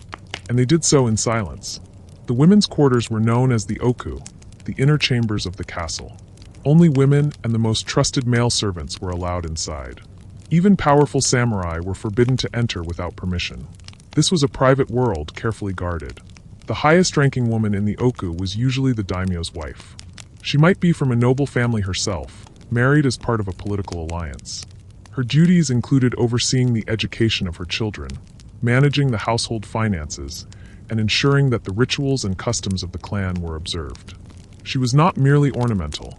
She was expected to be wise, calm, and precise. But she was not alone. There were also concubines, sometimes several. These women, chosen for their beauty or background, lived in nearby chambers. Some bore children. Some did not. They could gain favor or lose it just as easily. And within the walls of the oku, there was quiet competition, careful observation, and many unspoken rules. Then there were the attendants, young women from samurai or merchant families, sent to serve in the castle. They cleaned, carried messages, arranged flowers, prepared tea. They learned grace, patience, and obedience. Some hoped to marry well. Others simply wished to serve faithfully and avoid mistakes. One misstep, a dropped tray, a misspoken word, a forbidden glance, could lead to disgrace. For women in the castle, reputation was everything. There was little room for error and few second chances. Yet, life in the oku was not only strict, it could also be rich. There were seasonal festivals, poetry gatherings, calligraphy practice, storytelling by candlelight. Older women taught the younger ones the proper way to fold a kimono, to bow, to walk without sound. There was laughter too sometimes, and friendship, and shared secrets whispered behind sleeves. Some women became highly educated.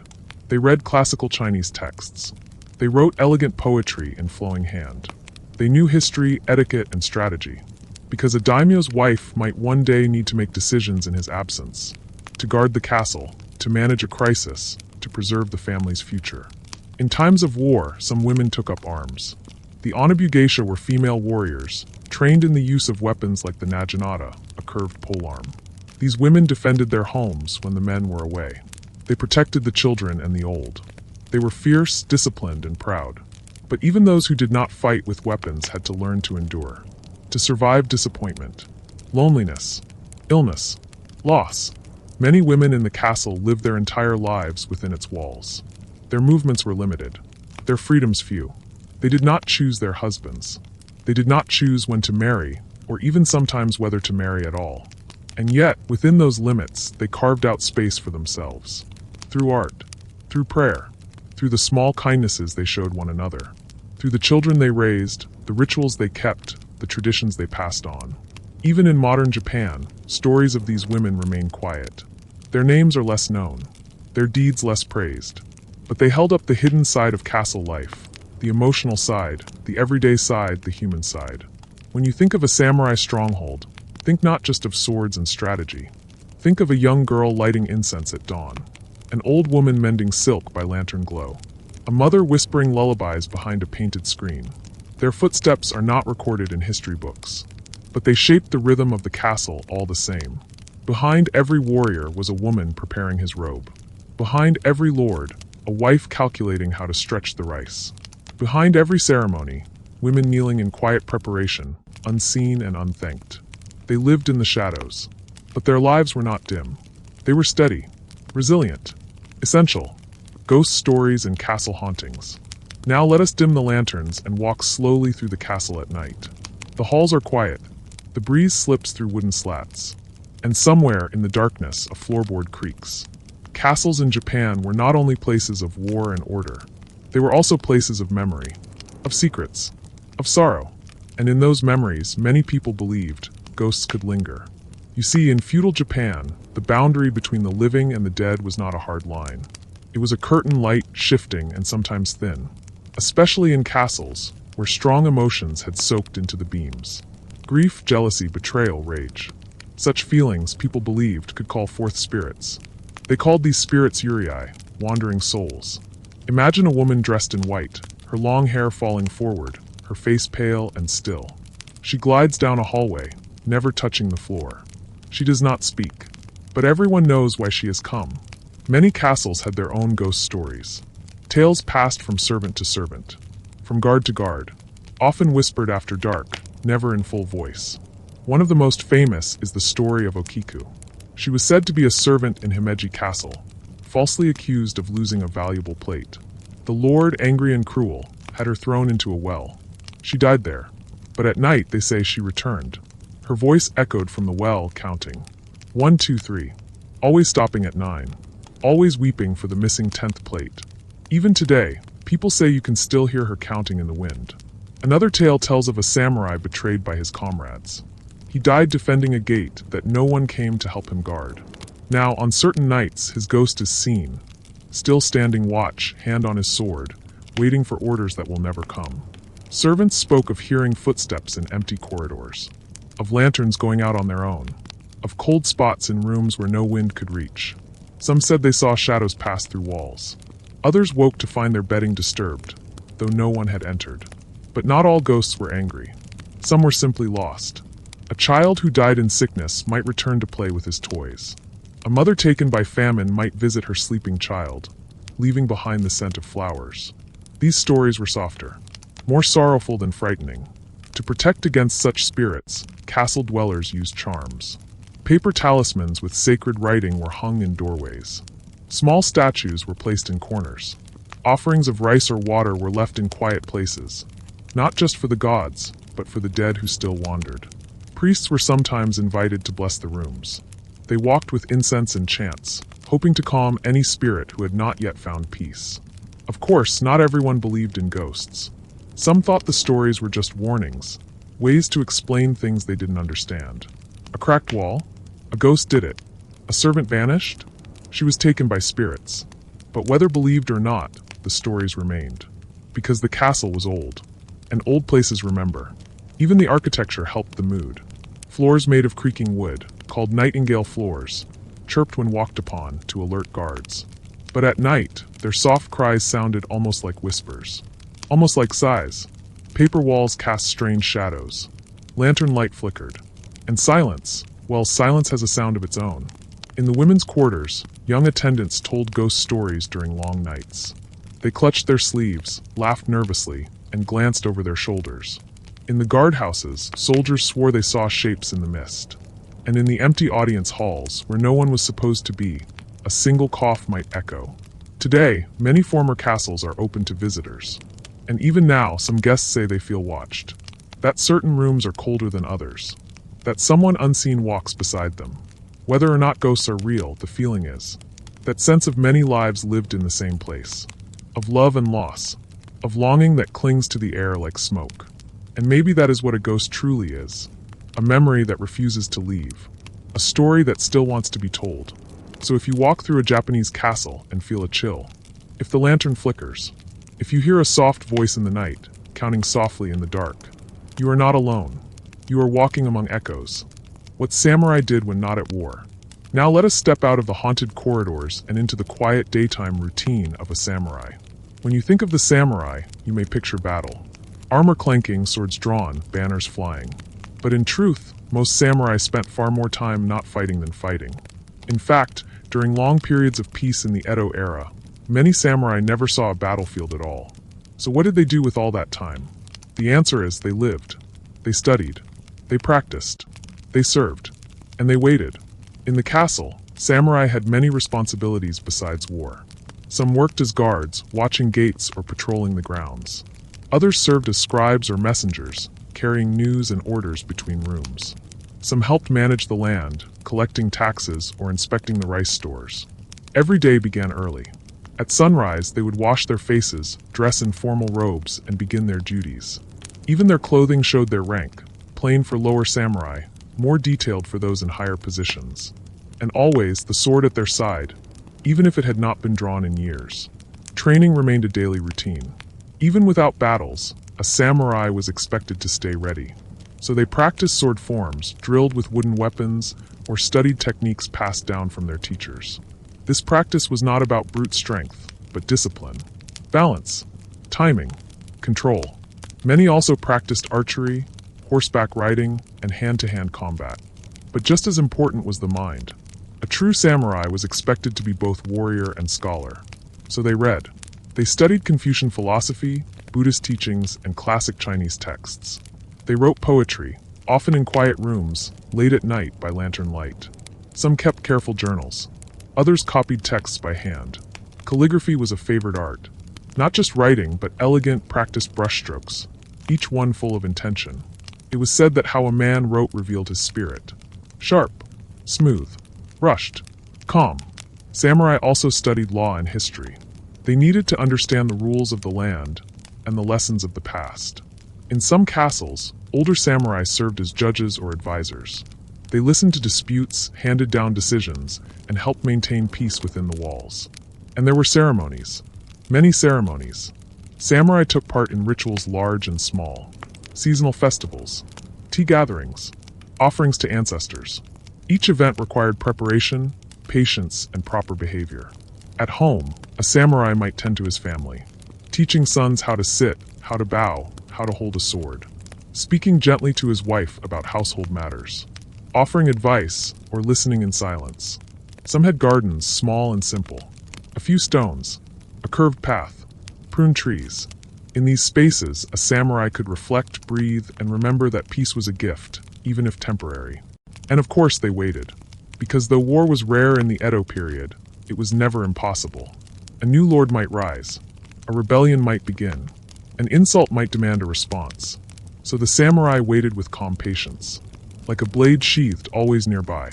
Always ready. Some samurai struggled with the lack of action. They felt restless. Their ancestors had won glory in battle. Now they counted rice and bowed to administrators. For these men, peace could feel like defeat. And some fell into debt or trouble or dishonor. But others embraced the change. They became poets, teachers, thinkers. They shaped the culture of the era, even without drawing their swords. So when you imagine the samurai, do not think only of charging horses and flashing steel. Think of a man kneeling before a scroll, brush in hand. Think of footsteps on the training mat. Think of a quiet moment in the garden, where wind moves gently through pine needles. For a samurai, peace was not the absence of duty. It was duty of another kind. To hold steady, to stay sharp, to live with purpose, even in stillness. The beauty and terror of the cherry blossom. Now let us leave the castle walls behind for a brief moment. Let us step into a quiet garden just beyond the gates, where a row of cherry trees begins to bloom. Their petals are pale pink, almost white, soft like breath, and they flutter down like snow in the spring wind. Cherry blossoms, sakura, are perhaps Japan's most famous flower. Today they are seen as symbols of beauty, renewal, and gentle joy. But for the samurai who lived in Japan's castles, the cherry blossom was something deeper. It was not just beautiful.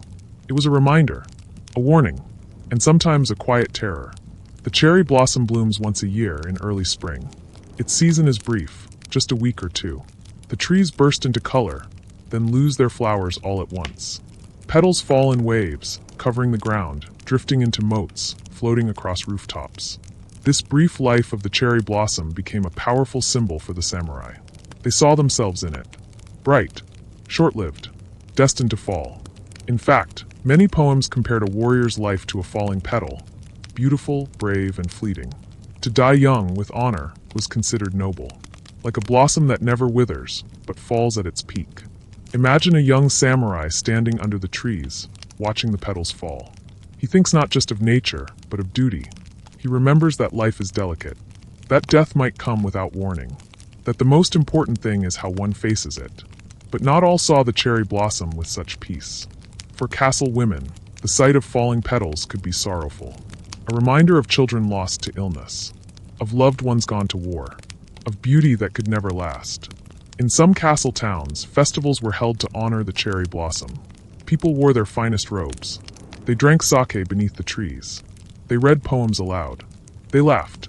And yet, always, there was a shadow beneath the celebration. Because as the petals fell, they marked time. A season passing. A warning that everything, even the happiest moments, would soon be gone. For rulers, too, the cherry blossom could be unsettling. A reminder that power, like bloom, could fade quickly. That a peaceful castle could fall in a single season of war. Even artists who painted cherry blossoms often left a sense of melancholy in their work. The trees were rarely drawn in full bloom. More often, they were caught mid-fall. Because that moment, that slipping away, was where the truth lived. And yet, despite, or perhaps because of this sadness, the cherry blossom was loved. It was a way of facing life with open eyes, of accepting loss with grace, of finding beauty in what could not last. Samurai carried small charms shaped like blossoms. They embroidered the symbol on their sleeves. And when they composed their final poems, their death poems, many mentioned the falling petal. Even today, Japanese students and soldiers, artists and families gather under cherry trees each spring. They celebrate the season. They take photos. They laugh. But deep down, the old meaning still lingers. The cherry blossom says, "Live with courage. Speak with honesty. Love with full heart. Because nothing lasts forever." And when you walk through a Japanese castle, where so many lives once bloomed and faded, the cherry tree outside its gate seems to understand. Its petals still fall gently year after year. Not in sadness, but in rhythm. A soft reminder of time, of beauty, of everything we can never hold. So let the wind carry them past your shoulder. Let them rest for a moment on your sleeve. Then watch them drift away. Because like the warriors who once trained in the castle courtyard, the cherry blossom never stays. And that is what makes it beautiful. Let us now follow the soft sound of sandals against stone, down a quieter hallway within the castle grounds. There, behind a modest wooden door, is a room filled with low writing desks, scrolls, and the steady scratch of brushes. This is not a guard post or a war room. It is a school, a place where the sons of samurai, young boys, some no older than 10, learn what it means to live with discipline, loyalty, and silence. In feudal Japan, education was taken very seriously, especially in the Edo period, when peace allowed more time for learning. Samurai boys were expected to grow into men who could serve not just with swords, but with wisdom. And so their training began early. This school was called a terakoya, or sometimes just the castle school. The lessons varied depending on the boy's age and his family's position, but the goals were the same: to teach self-control, clarity of thought, and loyalty to one's lord. Imagine a typical morning. The boys arrive at sunrise wearing simple robes. Their hair is neatly combed. They bow deeply at the entrance before stepping into the classroom. There is no talking, no laughter. Only quiet concentration. The first lesson is usually reading and writing. They practice with kana, the simple phonetic characters, and with kanji, the more complex Chinese-based characters. Every stroke must be correct. Sloppy work is quietly corrected. Each boy holds his brush with care, dipping it into inkstone with steady hands. Next comes calligraphy. Not just writing, but writing beautifully. A samurai must make his words look as noble as his actions. Mistakes are erased not with ink, but with repetition. Again and again, they practice. One phrase often copied is "the pen and the sword in accord." After writing, they read classic texts. Stories of loyalty, honor, and sacrifice. Tales of wise rulers and brave warriors. The lessons are quiet but powerful. If a boy asks a question, he does so with respect. If he does not know the answer, he must bow and admit it honestly. Some lessons are physical. In an empty courtyard or training hall, the boys learn how to sit, how to walk, how to bow. Posture matters. Silence matters. They are taught basic martial forms. Not yet real fighting, but the shapes and rhythms of movement. Older boys may train with wooden swords, under the watchful eye of an instructor. A single mistake, a loss of focus, is met not with anger but with correction. The goal is not to win, but to improve. They also learn math, especially useful when managing land or supplies. And poetry, because a samurai must not only be strong, he must also have a soul that understands beauty. Throughout the day, everything is structured. When to speak, when to sit, when to take a sip of tea. Discipline is not just taught, it is lived. Punishments for misbehavior are calm, but firm. A boy may be made to copy lines again and again, or sit in silence while the others continue. No shouting, no embarrassment, just the slow, steady pressure to grow better. At midday, there is a break. The boys eat small meals, rice, pickled vegetables, maybe a bit of fish. They eat in silence or speak in soft tones. There are no games, no chasing. Even rest is measured. In the afternoon, lessons continue. Some days they might study etiquette, how to enter a room, how to present a scroll, how to serve tea. Other days, they might hear a guest speaker, perhaps an elder samurai who tells of old battles or moral choices. These stories are not meant to entertain, but to shape character. By sundown, the boys bow again and leave. They return home to repeat their learning, to help their families, or to prepare for the next day. And so it continues day after day, year after year. Not all boys become great warriors. Some become scribes. Others become stewards. A few even leave the samurai class entirely. But those who stay carry these lessons with them for life. Because this schooling is not just about facts. It is about building a quiet strength, a sense of duty, an understanding that power is not only in the blade, but in the mind behind it. And perhaps most importantly, the castle school teaches a boy how to carry himself when no one is watching, how to remain calm in failure, how to stay humble in success. So when you picture the samurai in armor, remember the boy with a brush, the child practicing his characters by lantern light, the future warrior learning first how to sit still. Because even in the strictest castles, education was the beginning of everything. It shaped not just the soldier, but the man. Let us now approach one of the quietest and most serious parts of samurai life. Not a battle, not a duel, but something slower, more solemn, and often misunderstood, the ritual of seppuku. This was not a punishment forced by others. It was a decision, a statement, a way for a samurai to keep his honor, even in death. Seppuku, sometimes called harakiri, was ritual suicide. But it was never meant to be dramatic or loud. It was a duty, a final act of loyalty or responsibility. And it was done with care, ceremony, and deep meaning. Why would someone choose this? In samurai culture, honor was everything. To fail in duty, to disobey one's lord, to lose a battle without cause, these were serious marks of shame. But by choosing seppuku, a samurai could take responsibility for his actions, protect his family's reputation, and die in a way that still showed strength. Let us walk through what such a ritual was like. It began with preparation. The samurai would dress in white, the color of purity and death. He would wash, comb his hair, and sit on a clean mat. A low table would be set before him, often with a writing brush and a cup of sake. Witnesses would gather, usually close friends or trusted officials. A kaishakunin, a second, often a fellow samurai, would also be present. His role was not to watch, but to assist, to end the suffering quickly, if needed, and to make sure the ritual was carried out properly. The samurai might write a death poem. This poem, called a jisei, was short and thoughtful, a reflection on life, seasons, or the meaning of the moment. It was not about pain or fear. It was about calm understanding. Then, with steady hands, the samurai would uncover his midsection, draw a small blade, and perform the act. The second would then step in, ending the ritual with a swift motion. All of this was done in silence, without crying, without chaos. It was not about punishment. It was about control, a way to face death on one's own terms. Now, this sounds very grim. And yes, it was. But the purpose was not cruelty. It was dignity. Seppuku was not done often, only in rare and extreme cases. And it was not something done lightly. In fact, being allowed to perform it was sometimes seen as a privilege, a final show of trust. There are famous examples. One of the most well-known comes from the story of the 47 Ronin. These samurai lost their lord, who was forced to commit seppuku after insulting a higher official. They waited patiently, planning for over a year, and then took revenge on the man who had caused their master's death. But after taking their revenge, they turned themselves in. They knew the law. They were allowed to die by seppuku rather than execution.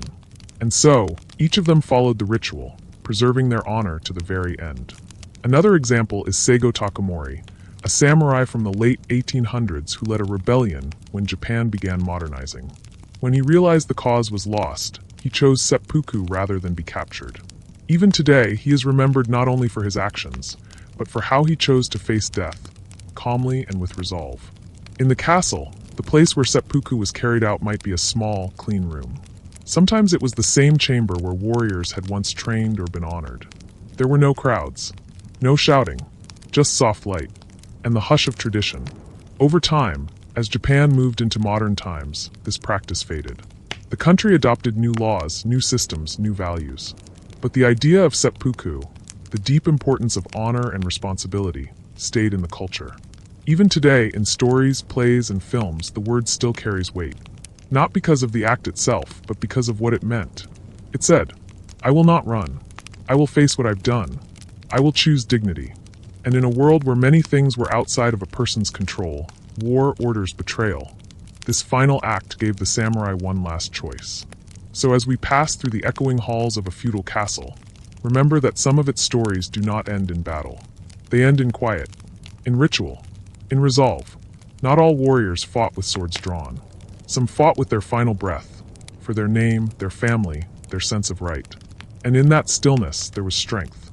Now let us step into a dim, quiet room lit only by a single lantern.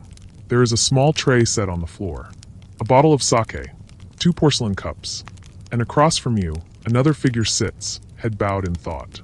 This is not a celebration, not a party. This is a moment of reflection, perhaps of sorrow, or even of power carefully hidden. In the castles of feudal Japan, sake was more than a drink. It was part of daily life, tradition, and control. A silent guest at many important moments, from formal meetings to private grief. Let us begin with what sake is. It is a drink made from rice, water, and a special mold that helps with fermentation. It is clear or slightly cloudy, warm or cold, depending on the season and the mood. It is gentle but strong, much like the people who drank it. In a castle, sake was used during rituals. It was offered to ancestors at household shrines, poured slowly, carefully, as a sign of respect. It was also shared during alliances, a cup passed between leaders, sealing a promise without the need for a signature. But behind the beauty of these ceremonies, there was another layer, a quieter one. Sake was often used as a tool, a way to soften words, to ease pain, to maintain silence. Imagine a lower-ranking samurai, ashamed after a mistake. He is invited by his superior to sit and share sake. There is no yelling, no punishment, just a shared drink and silence. The message is clear: behave better next time. Learn, move on. Or think of a castle woman whose child has died. She sits alone in her chamber, the cup beside her untouched. The world expects her to stay composed. But the sake is there, not to numb, but to acknowledge what cannot be said aloud. In times of war, sake could be a brief escape. Before battle, men might drink a small cup together, not for courage, but to remind themselves of life. And after loss, a lone cup might honor a fallen friend. Yet, too much sake brought danger. Some samurai, restless during years of peace, drank too much. They became careless, loud, even violent. They forgot their training. And their fall was quiet, not dramatic, but slow. A once disciplined man fading into the background. Daimyo were careful with alcohol. They used it to build bonds with other lords. They hosted sake banquets to display generosity. But always they watched closely. A guest who drank too much revealed too much. A wrong word, a careless laugh, a secret let slip. In this way, sake could both open and close doors. It could bring people together, or destroy them. There was another kind of silence in the castle, too. Not the peaceful kind, the controlled kind. Voices were quieted not only by manners, but by power. Not everyone could speak freely. Criticism was rare. Rumors, if they spread, did so in whispers behind doors. If someone spoke out against their lord or questioned a policy, they might be punished, not with violence, but with dismissal. A loss of position, a removal from the inner circle. In this world, silence became a skill. To hold back thoughts, to nod without agreeing, to hear everything but speak nothing. Even servants knew this. They passed through rooms like shadows. They heard arguments, secrets, plans. But they said nothing, because in the castle, to survive was to listen carefully and speak with great caution. This was suppression, but a quiet kind. No open force. Just pressure, expectation, and the knowledge that every word could carry weight. In the women's quarters, this silence was even heavier. Grief was swallowed. Joy was hidden. Love sometimes had no name. A woman might smile while her heart was breaking, because silence was safer than truth. And so, sake and silence walked together. In ceremony, in sorrow, in everyday life. Not all suppression was cruel. Sometimes it was chosen, a way to keep peace, a way to avoid shame, a way to hold dignity. But always, it shaped the rhythm of castle life. When you imagine the castles of feudal Japan, remember that their strength was not only in stone walls and sharp swords. It was in what was not said, in the eyes lowered, the words left unspoken, the cup raised and held but never drained. Because in the end, silence was a form of power, a language all its own, and those who lived in the castle learned to speak it fluently, with every breath, every pause, every carefully chosen sip. Why castles fell apart during peace. Let us take a step back now and look not at a single room or a single person, but at the castle itself. The roof tiles, the heavy stone foundations, the wide gates and tall towers. These castles once stood as symbols of power and strength, massive, proud, and nearly impossible to take by force. But strangely, many of them began to fall apart not during war, but during peace. Why? Because peace, though gentle, can be just as destructive as war.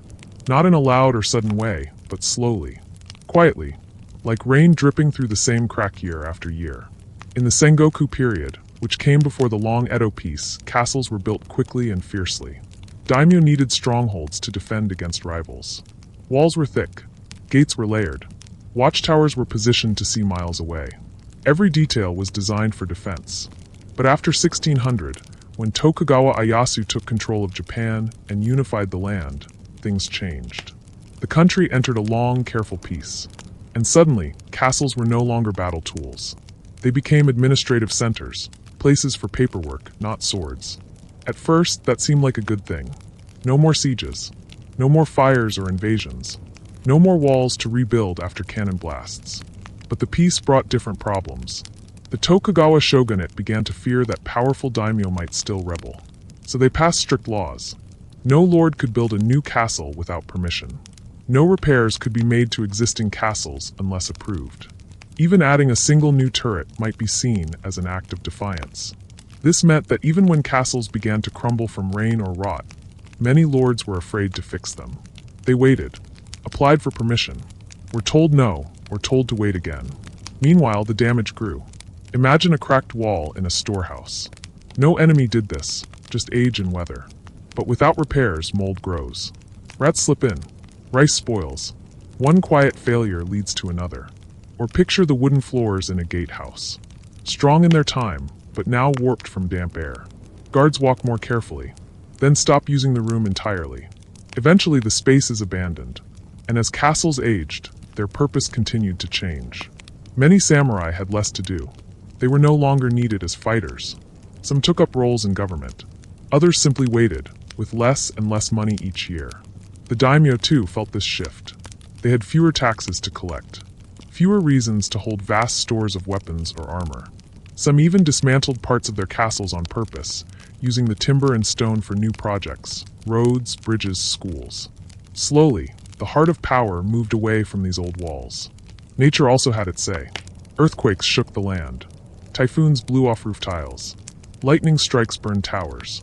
Castles were built strong, but even strength has limits when left without care. In some cases, entire castles were ordered to be destroyed. The shogunate worried that too many strongholds would threaten balance. So they demanded that certain castles be taken apart, stone by stone. Not because of war, but because of peace. And when Japan finally opened to the world in the mid-1800s, the castles seemed old-fashioned. Western buildings rose in their place. Railways cut through castle grounds. Moats were filled in to make room for streets. Even proud Edo Castle, once the center of shogunate power, was partially dismantled. By the early 1900s, only a handful of castles remained in good condition. Many were ruins, or empty hills where a watchtower once stood. But even in ruin, they still mattered. People began to see these places not just as old military bases, but as history, as memory, as something worth preserving. So today, when you visit a Japanese castle, or see pictures of one, you may notice how carefully it has been repaired, or how certain parts are missing. A tower gone, a wall replaced, a staircase sealed. This is the result of centuries of quiet decline. Not the noise of battle, but the silence of neglect. And in a way, this mirrors the life of the samurai during peace. No longer on the battlefield, still wearing their robes, still reciting poetry, but with a purpose slowly fading. Castles, like people, need reasons to stand. And when that reason disappears, they do not fall all at once. They lean, they sink, they wait, not broken, just forgotten, until someone remembers, until someone cares again, until a single hand wipes away the dust and begins the long work of repair. What happened to castles after the shoguns fell? Let us now follow the path of history just a little further. The time of the samurai lords and the great shoguns had lasted for centuries. But by the mid-1800s, that era was reaching its end. The world was changing. Ships from the west were arriving. And within Japan, people began to speak not just of honor and tradition, but of reform and modernization.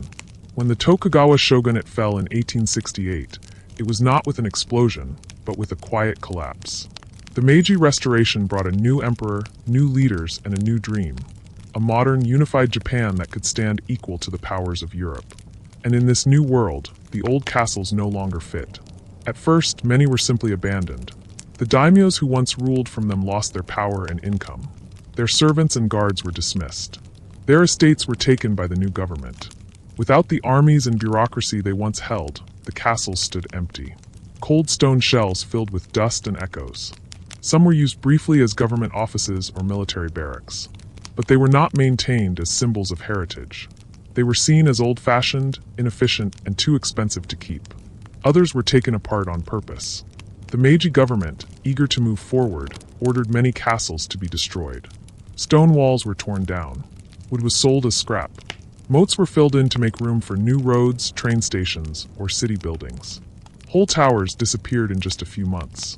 Even the beautiful gardens around them were sometimes cut down to make way for farms or factories. In some cities, the people protested. They had grown up in the shadows of these castles. They did not want them to vanish. But progress was louder than memory. Some castles, like Osaka Castle, were rebuilt in concrete decades later, not as fortresses but as museums. They looked like the originals from the outside, but inside, the floors were smooth and modern. Electric lights hummed where oil lamps once flickered. Other castles, like Nagoya Castle or Edo Castle, were almost entirely erased. Only their stone foundations remained, like bones beneath the city streets. Still, not all was lost. In the early 1900s, a small group of historians and artists began to argue for preservation. They saw the castles not just as ruins, but as living records. They told people that these were not just old buildings. They were memories you could walk through. Gradually, the mood began to shift. Some castles were declared national treasures. They were protected by law. Teams of carpenters and craftsmen began to study old blueprints and scrolls, learning how the castles had been built. They used the same tools, the same joinery, the same kinds of wood. It was slow work, careful work, but it brought pieces of the past back to life. Today, you can visit castles like Himeji, often called the White Heron Castle, and see it much as it stood 400 years ago. Its wooden beams are original. Its corridors twist in clever patterns designed to slow intruders. Its walls still hold the quiet stories of servants, guards, and lords. Other castles, like Matsumoto or Matsue, still have their original towers. They have survived earthquakes, wars, and centuries of weather. And when you walk their grounds, you walk through more than stone and timber. You walk through a way of thinking. Even castles that were destroyed now live on in books, models, and memories. Children study them in school. Artists paint them again and again. They appear in films, manga, and video games, still part of the imagination of Japan. So what happened to the castles after the shoguns fell? They were forgotten, torn down, repurposed, remembered, and slowly reborn. Not as centers of power, but as symbols of heritage. Not as homes for war, but as places for learning. And now, when you stand at the base of a tall tower or walk across a narrow wooden bridge into a stone-walled courtyard, you are not just visiting a building. You are standing where generations once stood. Where men swore loyalty. Where women waited. Where children studied. Where power rose and fell, and rose again in memory. The castles may no longer rule, but they still speak. Quietly, patiently, like old friends. And if you listen closely, you may still hear the echo of sandals on stone and the rustle of silk in a passing breeze. Could you survive on a castle servant's salary? Now let us descend the stairs. Past the fine screens. Past the stone walkways. Past the corridors where samurai spoke in measured tones. And into the quieter world beneath, the world of the castle servants. They were cooks and cleaners, water carriers and message runners. They mended clothes, scrubbed floors, fetched firewood, and carried out orders with bowed heads. You saw them in every corner of the castle, but rarely noticed them. And yet, without them, nothing worked. But could you live their life? Could you survive on their salary? Let us find out. Most castle servants were born into their positions. Their parents might have worked in the kitchens, or in the stables. They did not wear armor. They had no swords. And they were not taught the poetry or philosophy of the samurai class. But they knew the rhythm of the castle, its seasons, its shadows. A servant's day began long before sunrise. They would rise in the dark, wash quickly with cold water, and begin their duties before the Lord stirred. Their pay? It was not gold coins. It was rice. A servant's wage in Edo, Japan was usually measured not in money, but in rice. A common measure was a few koku per year. One koku was roughly enough rice to feed one adult for 1 year, about 150 kilograms. But many servants earned far less than 1 koku, sometimes just a half, or even a quarter. This rice was sometimes delivered as actual grain. Other times, it was converted into a small monthly allowance, barely enough for daily survival. Now imagine yourself with that salary. You live in a narrow room, probably shared with others. There is no bed, just a woven mat, maybe a blanket in winter. You eat twice a day, usually a bowl of millet or barley, not rice, which you cannot afford to eat often. Pickled vegetables. A bit of miso soup if you're lucky. Meat? Maybe once a year. Sweets. Only if a lord offers them during a festival.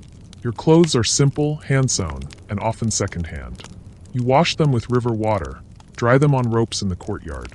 In the winter, the cold comes through the walls. In summer, the sweat never stops. Still, you work. You scrub the floors on your hands and knees. You boil water in giant iron pots.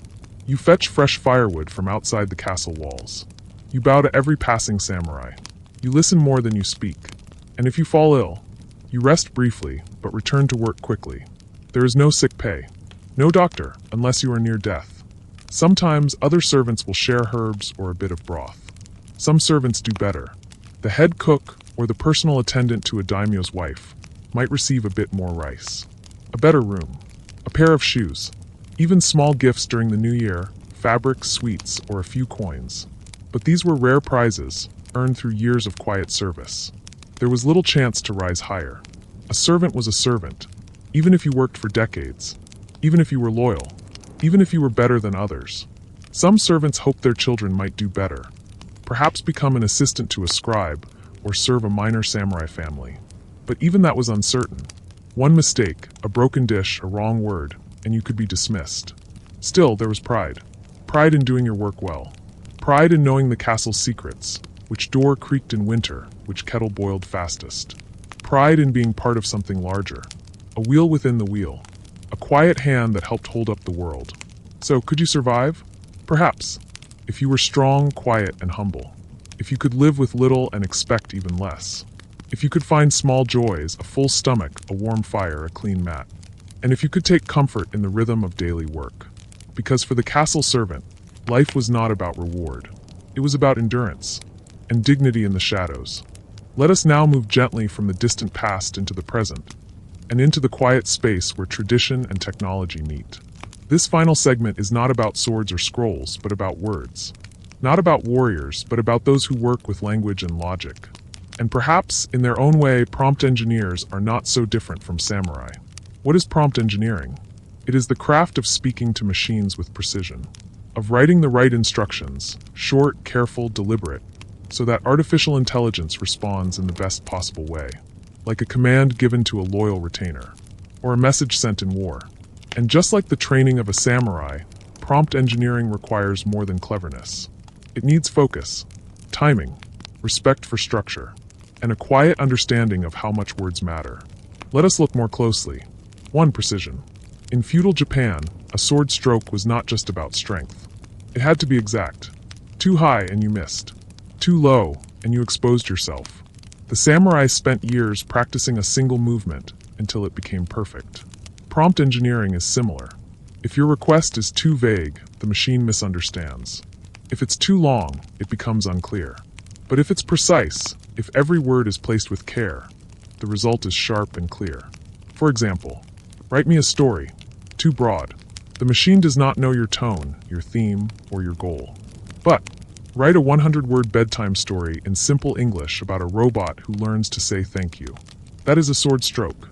Controlled, clean, and respectful of the tool being used. 2. Timing. The samurai knew when to wait, when to move, when to speak. They did not rush into battle without first watching. They listened, observed. They responded, not reacted. Good prompt engineers also use timing. They do not send 100 commands at once. They test, observe the response, then refine, like pouring tea slowly, letting the flavor rise, or waiting for the right breeze before flying a kite. In prompt work, this means adjusting your wording based on the outcome. It means understanding that sometimes a short wait, a pause, brings better results than endless requests. 3. Ritual and respect. The samurai life was full of ritual, from the way they dressed, to how they bowed, to how they served tea. Not because it was decorative, but because it trained the mind to slow down and pay attention. Prompt engineering can benefit from similar rituals. A habit of checking your input, a structure to your commands, a respect for the interface you are using. For example, beginning every session with a clear purpose. Not just exploring, but asking, what do I want to understand? What do I want the machine to produce? What tone, style, or format is most helpful? Some prompt engineers even use templates, forms they return to shaped by experience. This is not laziness, it is discipline. 4. Inner calm. Finally, perhaps the most important similarity. A good samurai does not panic in a duel. They breathe. They stay grounded. They trust their training. Prompt engineering, too, requires calm. Sometimes the answer you receive is wrong, or strange, or confusing. But instead of frustration, respond with clarity. What part of my prompt was unclear? What assumption did I make? What instruction should I remove or add? Each correction is part of the path. Each failure is a teacher.